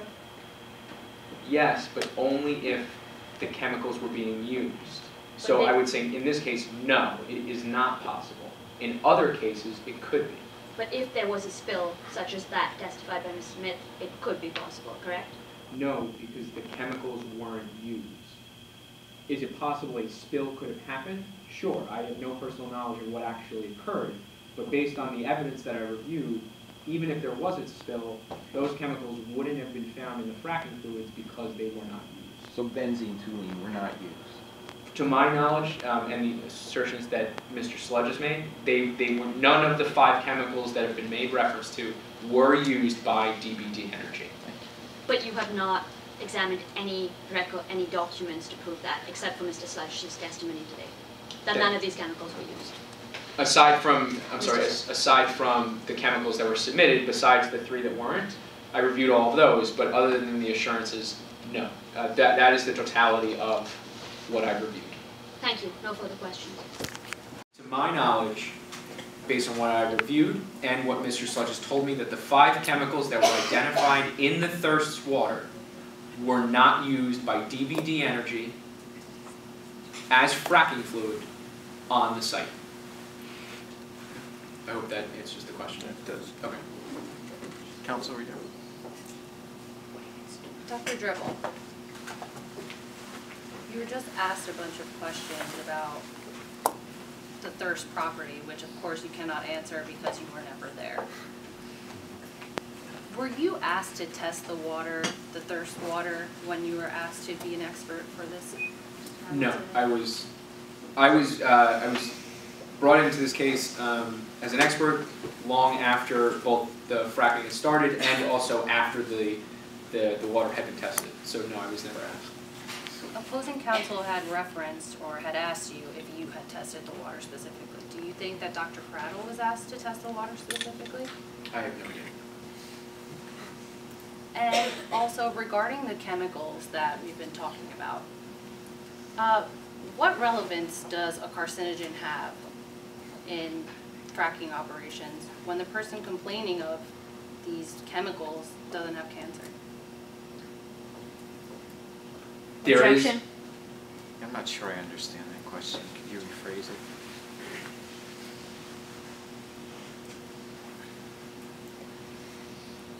Concerning the carcinogenic chemical, and I'm sorry, no further questions. Claimants closing argument? Thank you. As my co-counsel mentioned earlier today, this is a dispute of broken promises. Respondent has tried to characterize this dispute as one of buyer's remorse disguised as a breach of contract. This is simply not true. These promises that were broken were in clearly defined terms, represented in writing. Some of these promises come from the lease, and some of these promises come from the fact that DBD is an oil and gas company operating in Pennsylvania. The oral promises that respondent tried to mention multiple times are irrelevant here, because all the promises that we are referring to were clearly memorialized in the lease. My co-counsel also mentioned that we had the burden of proof, which we have embraced. Even without all the evidence that we are entitled to today, because DBD did not disclose the chemicals to us, we have been able to establish that DBD is indeed liable to the hosts. Under AAA Rule 35C, all parties have the right to examine the chemicals if they were disclosed. Today, Dr. Dribble insinuated that he had a chance to examine the list in response to arbitrator's question. We were unaware of this, and we did not have a chance to examine these lists, and our expert did not have a chance to examine these lists. Claimants have also said that in accordance with AAA Rule 23A, we are willing to maintain confidentiality and to sign a non-disclosure agreement with severe penalties.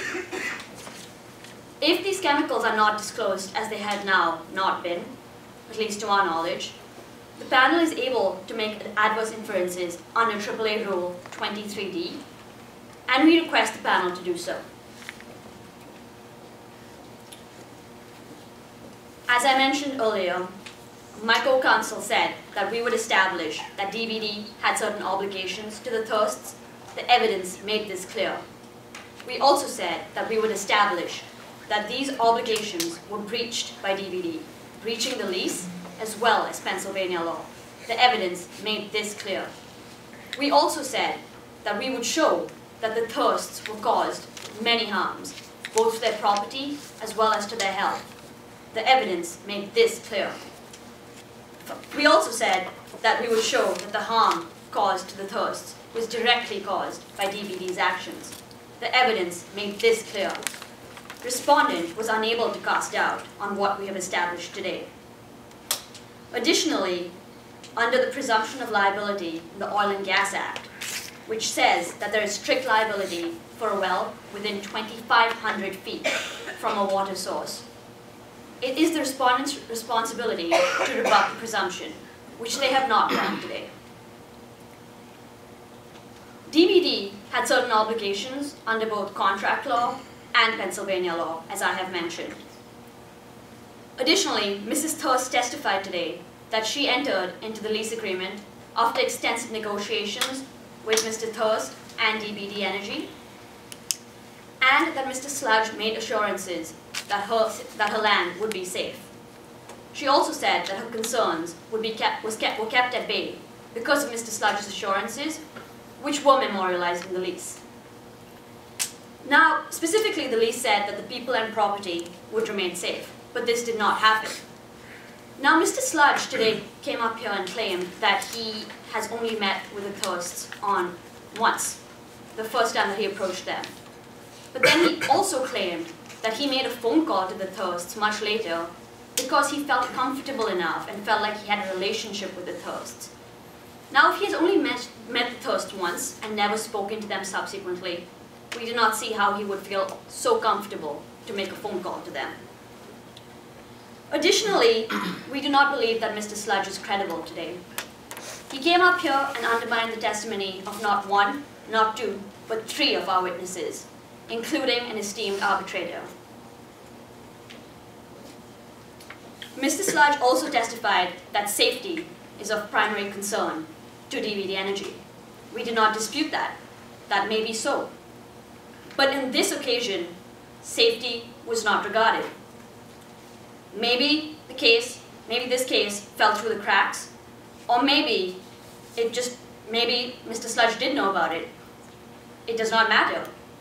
The only thing that matters is that it did occur, and DBD breached their duty of heightened safety to the Thirsts. They failed to abide by the safety procedures and regulations on at least 2 occasions. Ms. Smith, a former employee of DBD Energy, who was stationed at the drill site on the Thirst property, testified today that she noticed a spill on the land on November 20th, 2015, where only 20% at most of the leaked fluid was recoverable. Again, on January 9th, 2016, Ms. Smith testified that she noticed a crack in the well casing, which was only fixed 9 days later. Now, Mr. Sludge and DBD Energy claim that they were not aware of this, but interestingly, the piece of well casing was replaced exactly 9 days later, on January 18th, 2016. Now, Mr. Sludge came up here and testified that he replaced the well casing because of weather conditions. These weather conditions are nowhere in the record and have not been mentioned to us on prior occasions. No one else from DBD was willing to come forward today, as Ms. Smith has bravely done. We are aware of this, but Ms. Smith's testimony clearly establishes a breach under the lease and Pennsylvania law. Again, respondents have been unable to sever this breach. The evidence presented today makes it clear that the Thirsts are suffering severe injuries because of DBD. Imagine Mrs. Thirst's horror after being assured by the CEO of the 3rd largest drilling company in the United States, who took the time out of his schedule to visit her property in Carefree, Pennsylvania, to tell her that her property would remain safe. Again, we are not talking about the oral promises, which Ms. Thirst claimed were made, but Mr. Sludge denies. We are simply talking about the promises that were memorialized in the lease.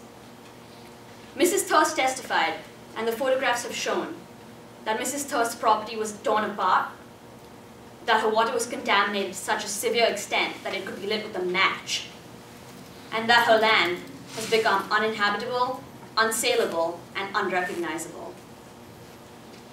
Mrs. Thirst also testified that DBD's actions have ruined the enjoyment of her land and her cattle business. Of course, Ms. Thirst was aware that there would be some changes to her land. but she was not aware that they would be this extensive and that they would cause her health problems to intensify so severely. What was meant to be supplemental income has now ruined the Thirst's cattle farm and their primary source of income. Respondents have failed to undermine that any of these injuries existed. Both parties' experts testified to a causal link between DVD's actions and the damages. Now, respondent tried to show that that Mrs. Thirst's symptoms may have existed before fracking commenced, and Mrs. Thirst did not deny this. She did testify that her symptoms have intensified and increased since fracking has commenced. Additionally, respondents tried to undermine Dr. Prattle's testimony by pointing to an article she wrote many years ago, claiming that it is almost impossible to prove the effects of fracking. Now, almost is the key word here. Dr. Prattle did not say that it is completely impossible. And here, there is clearly no other possibility of why the chemicals were present in the water. Mrs. Thirst experienced these symptoms as she spent more time on the property than the rest of her family. And now the Thirsts are very afraid for the health of their young children. Dr. Prattle testified that fracking fluids contain carcinogens, detergents, and acids. Dr. Dribble did not deny this. His testimony corroborated that chemicals can be toxic. Dr. Prattle, again, testified based on her extensive expertise on the topic of fracking, that spills and cracks can cause water contamination, and that the chemicals in the Thirst drinking water included a known carcinogen, as well as other chemicals at heightened levels, which are linked with similar symptoms to those that Mrs. Thirst is experiencing today. Dr. Dribble conceded that some of the chemicals are at heightened levels on the Thirst property.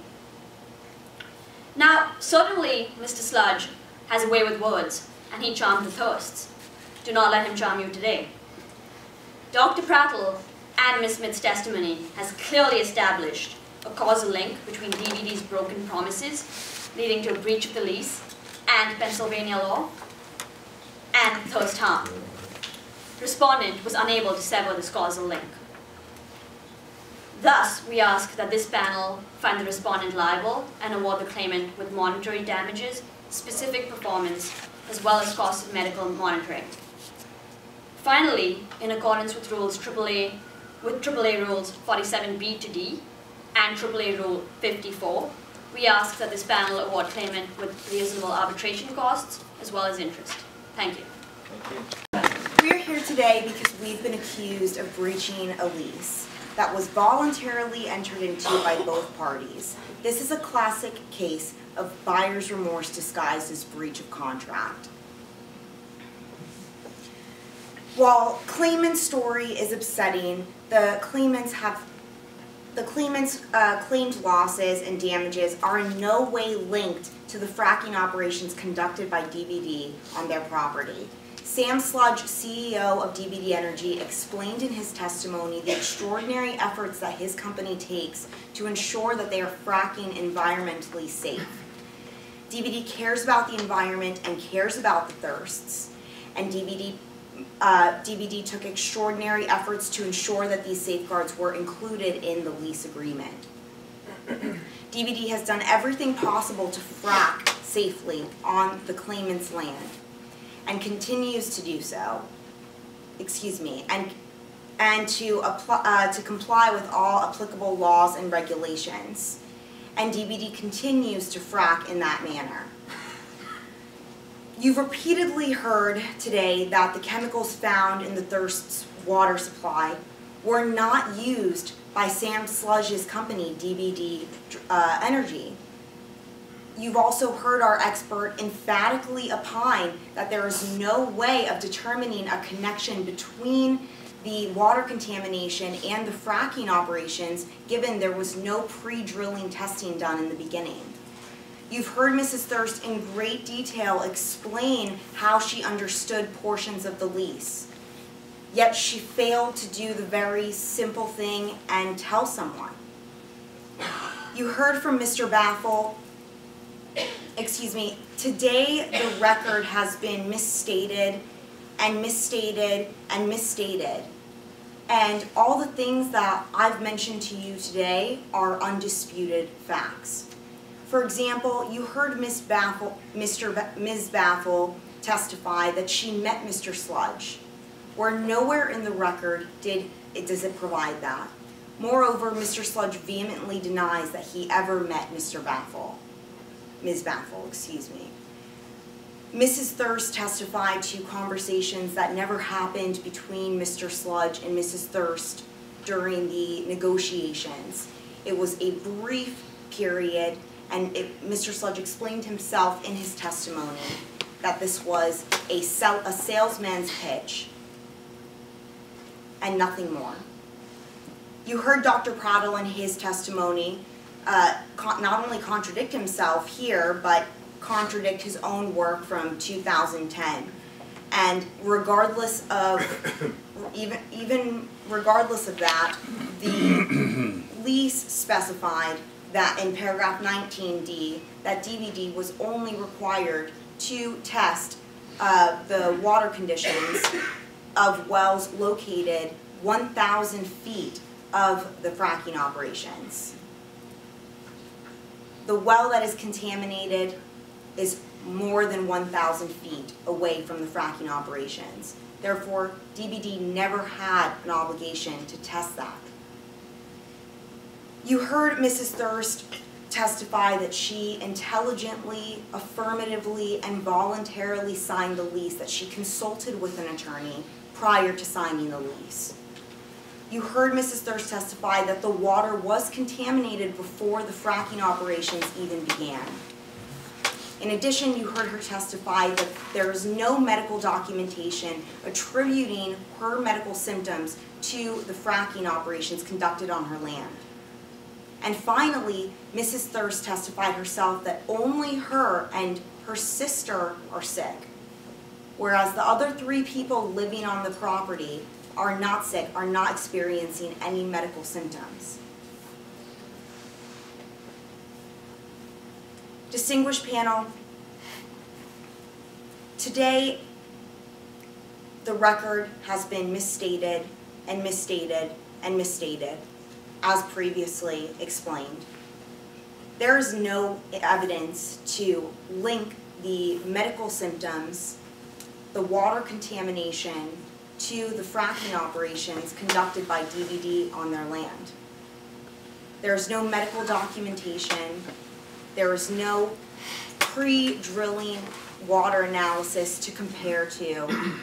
There is nothing to link DBD to this, to the unfortunate damages that the Thirsts are experiencing.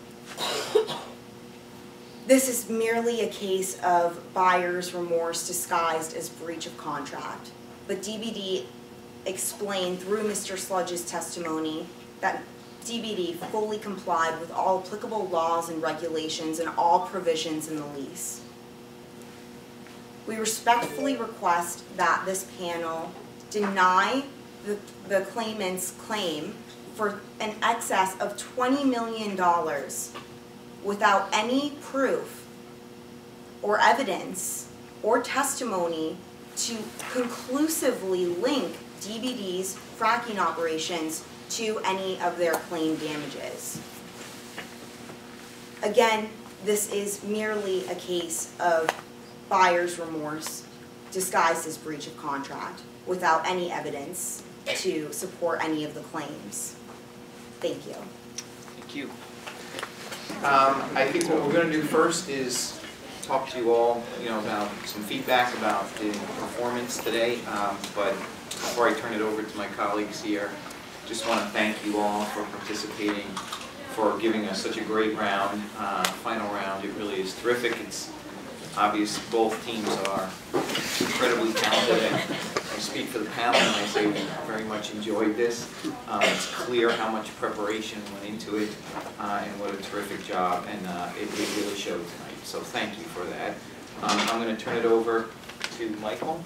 Do you want to give your comments? Sure. First, I want to echo what Judge Garcia said, you all were really terrific. And we enjoyed it, but speaking for myself, this part I'm not enjoying. It's really tough deciding which of you prevails. Ultimately, in any arbitration or litigation, there's a winner and there's a loser. You were all terrifically prepared. Eye contact, which is often something that you don't see as frequently as I think you should in the courtroom setting. You all were there, you were present, you were talking to us, and that was, I thought, just excellent, really excellent. The witnesses, golly, sitting there, no notes, rattling off all of that information. I know you've been doing this.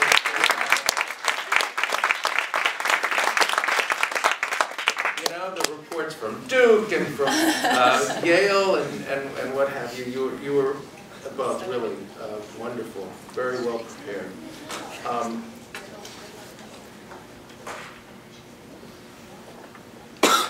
I took a lot of notes, and I'm not going to spend much time talking about what I have written down. It's my impressions. I love the way you jumped.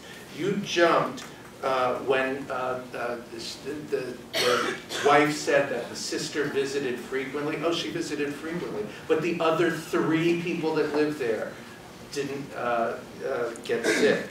Have no symptoms. That was, I thought, very good. You were on your game. On the other side, let's see, we have, I love the fact that you didn't do indirect when you didn't have anything to ask. Often you get redirect that just goes on and on and on. That's, I think it, the judges like that.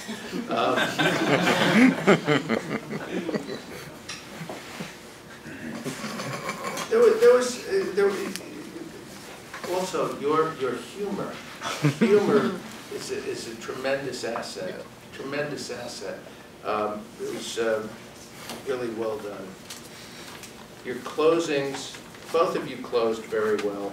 You highlighted the strengths of your position and the weaknesses of your opposition. I mean, that's what you're supposed to do in close. And you know, on the claimant side, the 2,500 feet, adverse inference, contradicting 3 witnesses. Well, you know, that's what he's supposed to do. But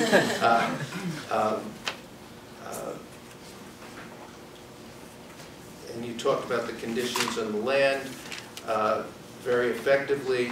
On the other side, we got it that it was buyer's remorse. That was your theme. That you talked about chemicals found were not used, no testing before drilling, failed to tell anyone, record misstated, discredited plaintiff's witnesses, only required to test up to 1,000 feet. All that, very clear, you know, very strong. So you all did just a wonderful job. Wonderful job. You can be very proud of your performance because it was great. Thank you. I have no dissent to what my colleague just articulated. I have a couple of additional comments. First of all, each of you could appear in any state or federal court right now and do a very credible job. So you should feel good about that. I really mean that. We mentioned that inside about how well prepared, but how self-confident everybody was. And once you have that, you can do anything. And I know you're all scared to death, but so are the lawyers when they come before, particularly if they come before. So a couple of pet peeves of mine. I've lost track now of who's who, but here's the general problem. It's very hard when you're doing cross-examination, after you get the answer, not to say something. But it drove me nuts. Wonderful. Somebody over here kept saying wonderful after every answer. Wonderful. Well, yeah. So what? And over here, somebody was saying, okay. I remember one time in a criminal case, I think it was a female prosecutor, every answer to what she got on cross-examination was okay. Well, you don't have to say anything. You're the one asking the witness. Whether it's okay or not okay is all superfluous and not necessary. And distracting, actually. And after a while, it can be, for the judge, it can be annoying. I thought Mr. Miller did a great job of going through an analysis of each point that you were good at, and I'm not going to repeat that. I took a lot of notes as well. Eye contact, I would only make one point. There are 3 judges, and it's important to make sure you have eye contact with all 3, not just some. Maybe it's because you and I are so close, you're a little bit that way, so it's kind of awkward to be. Reminds me of, I usually did not have a law clerk on the bench, but for some reason, oh, it wasn't the bench, it was an arbitration. And I with permission of counsel, I had a law clerk helping me. It was complicated arbitration, and I had her sitting next to me. And the attorney was driving me nuts because he kept arguing to her and not to me. You know, like saying, I'm the one who's going to make the decision. Look at me. The other thing is maybe it's, well, first of all, I'm an old guy and I'm hard of hearing. So when you talk fast, it's tough. So you just have to remember some people process information very quickly and some people don't. So sometimes that's why I intervene, is to just slow down. And actually, in terms of speaking, slowing down, I think all of you did it. You gave us an opportunity to get to the record. So often the attorneys will be arguing to the record, and you have these massive binders, and they don't give you a chance to actually get to it. A good lawyer will say, Judge, do you have the document? And go from there. I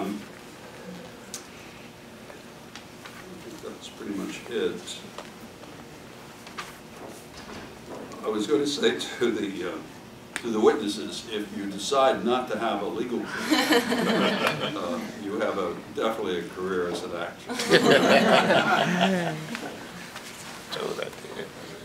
Oh, I know. Somebody was kept saying, not only okay, but thank you. You don't have to say thank you with the answer.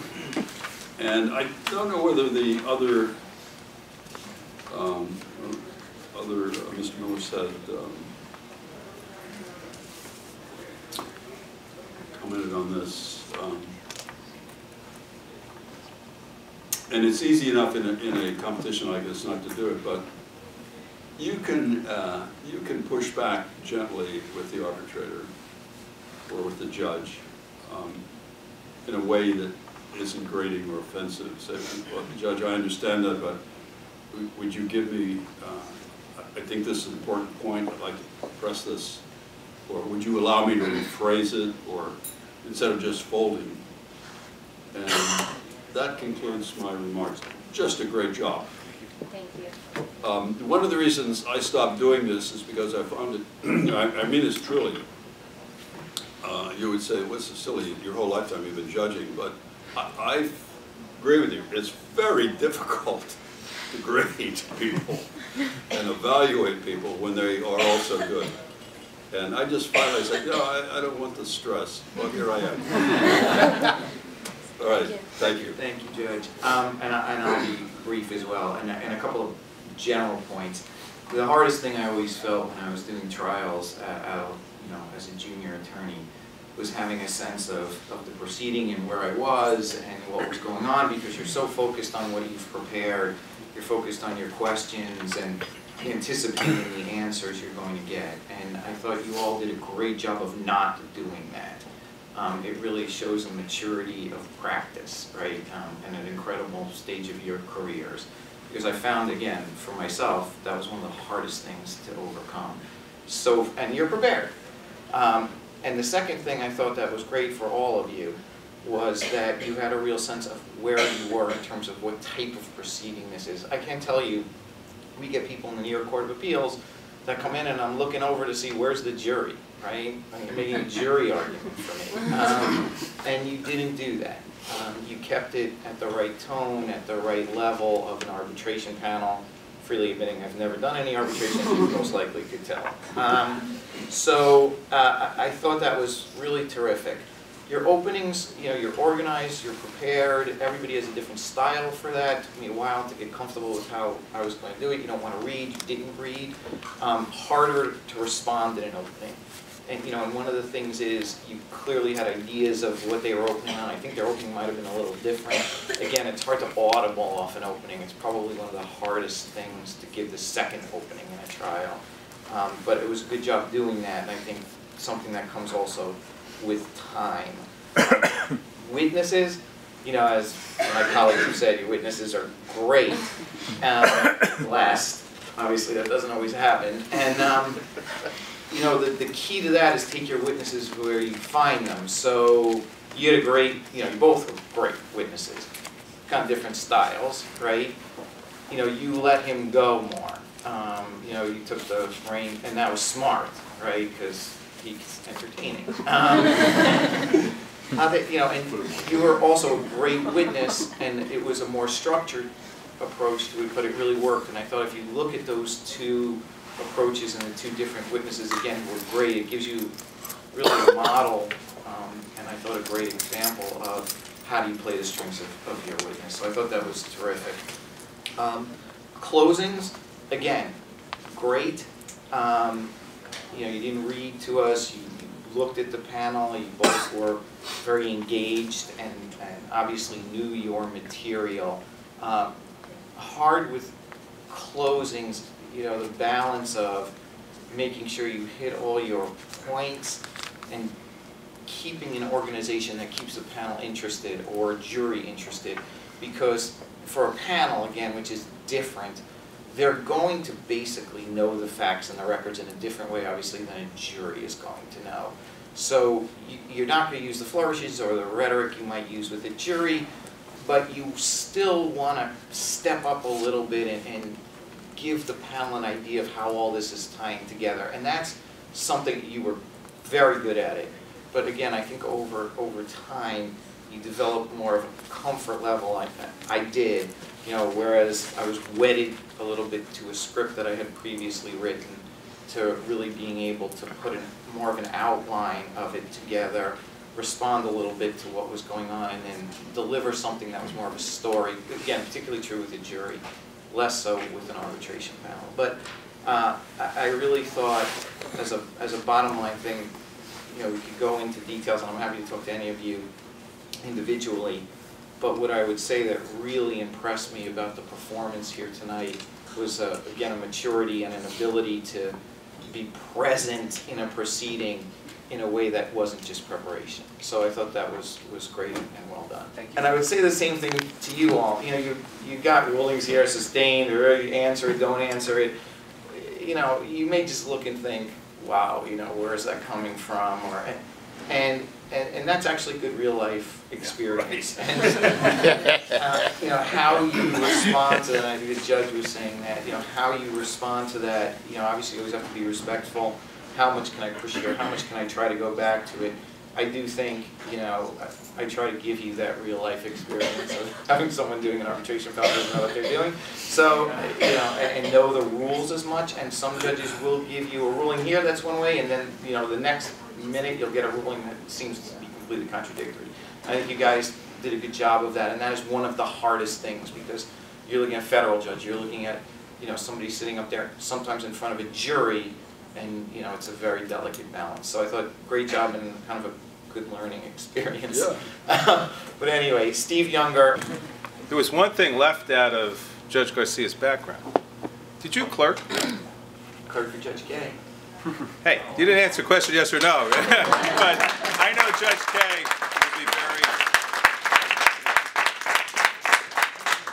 Kaye would be very, very happy, not just with you, but with Judge Bassler and President-elect Miller. And thank you. And most of all with the participants. And with the participants, yeah. And she'll be particularly proud that the vast majority of you were female. Except nobody we didn't mention, we were sort of happy about ourselves. And Mr. Younger is a past president of the New York State Bar Association, one of the more active past presidents. Yeah. So first I want to agree with everything that was said. Extraordinary. I would love to see you, all be in arbitrations in the future. I want to give you some more kind of like constructive criticism, things you could work on. So by the way, I thought the most important thing, you each had a theme. I knew what it was. And you mentioned it, Mike, broken promises, buyer's remorse. We got it, and you repeated it, which is fabulous. You said something, it's Alex, right? Yeah.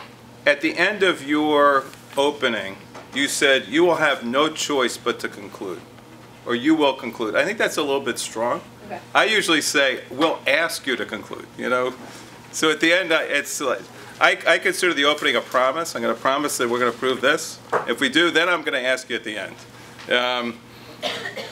Another thing that, Victoria, I think you could do, when you started off with your first witness, it was a lot of W questions, which is good on direct, but it was kind of back and forth. It was like a ping pong match, right? You could have just said, can you introduce yourself? They do this in Texas. I know can you introduce yourself to the jury? It's like, I'm a Dallas Cowboy fan, and and it allows them, because what you want to do is to get them to start talking. And eventually you got there, but in the beginning it was a little back and forth. All right. I thought both of you, by the way, took on the other side's case.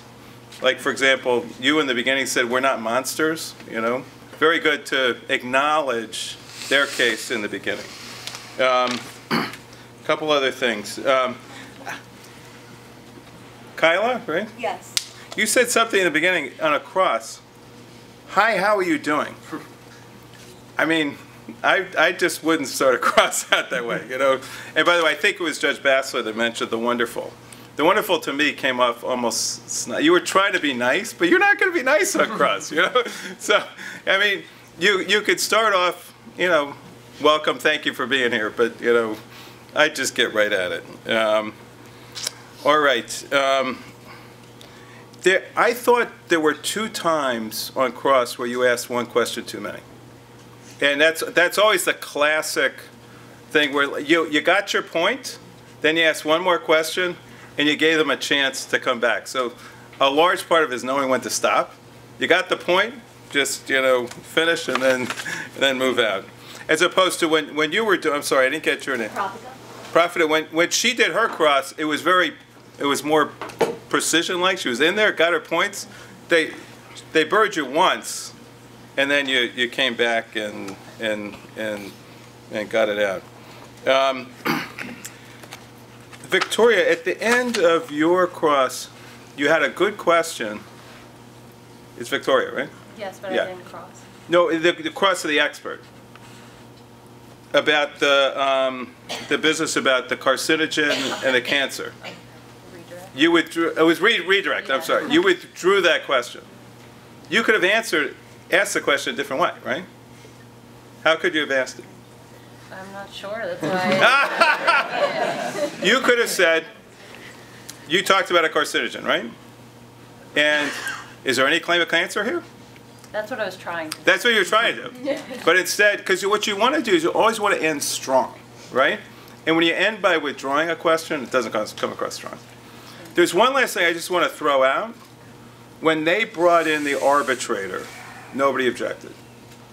Could you have objected? They were in the new facts, so we thought we couldn't object. Well, I mean, there's arbitrator immunity. You know, are they even competent to come and testify before a panel that they sat on? At least worth considering. Good but thing you raised it, 'cause Mike's done 10 more arbitrations than I have, so he was thinking of it. But anyway, I thought both of you were fabulous. And by the way, one of the things I thought was interesting, you both respected, I think Judge Bassler mentioned this, the process. You don't want to come in bombastic in an arbitration. You're sitting around a table. It's informal. You were both conversational in both the opening and the close. One thing you could do is modulate your voice more. You make a point, you stop. What's the thing that people listen to most? When you lower your voice, right? But if you modulate it up and down, but I thought you were all really fabulous. And thanks again to our judges. We put our heads together and we wanted to honor Judge Kaye. So we changed the name of the competition to the Judith S. Kaye Arbitration Competition. And just so everyone knows, there is an award that Judge Garcia is going to give out here that goes to the Judith S. Kaye advocate or the MVP of the competition. And I want everybody to be mindful of that because Judge Kaye is like the epitome of a New York educator in the law. So it was very, very important that she stay involved in this competition, and we're happy that we were able to do that in an important way. So without any further ado, let's get started with the accolades. Okay, best brief. Pretty important award. Goes to Syracuse. Best opening argument goes to Columbia Law School Team 11. Okay. Oh, sorry. Is that how this works? It's actually a live stream.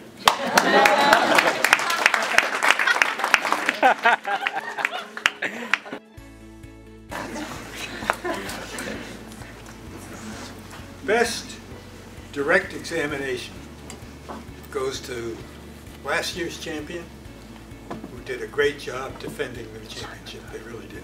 Toro Bassler. That's a video, right?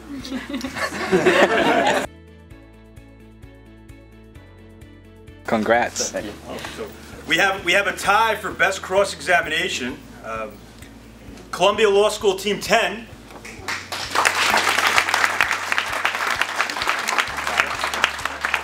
A team that seems to be cashing in with repetitive awards, Syracuse.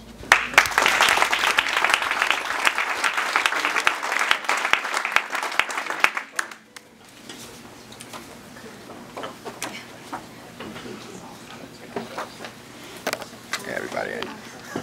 Syracuse? Yeah, keep going. Yeah, go ahead.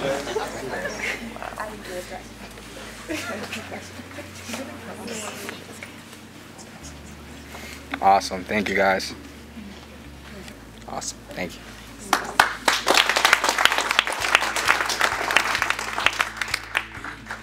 Well, I might as well do these both together. I have best closing argument and best witness preparation.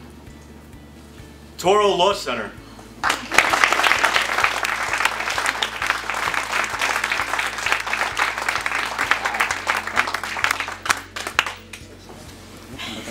Awesome. Congrats, guys. Thank you. Thank you. Good.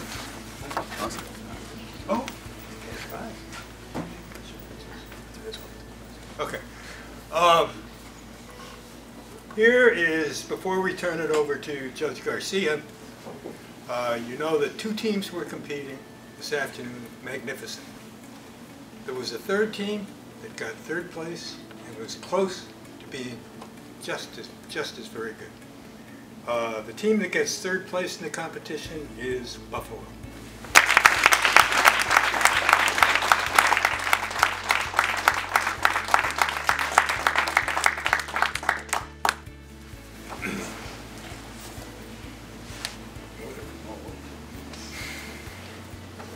Congratulations.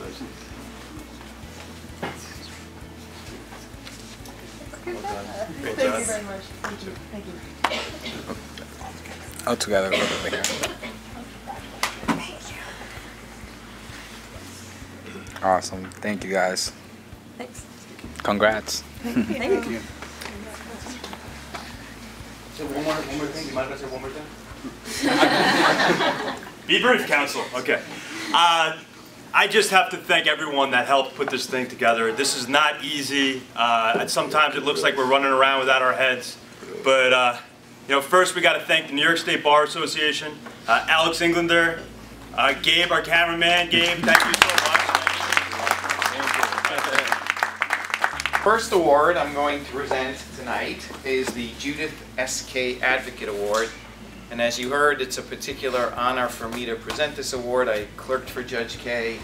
She was not only a judge's judge and an incredible jurist, but she was also a commercial litigator, one of the first women partners at a major law firm in New York City, a real pioneer in that area. But really, she would have really so much enjoyed this evening and seeing you all in this competition. So it really is my honor to present the Judith S.K. Advocate Award to Lauren Riddell.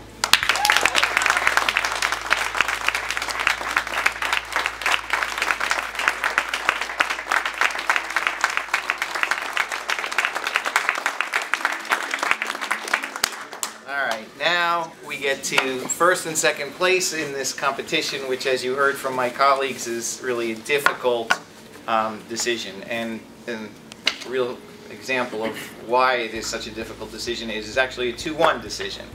But for second place in the finals goes to Fordham University Law School.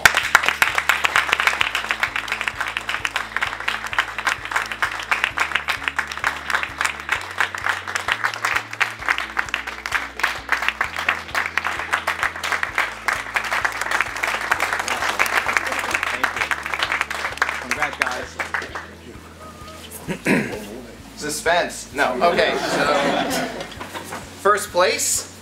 Congratulations, New York Law School.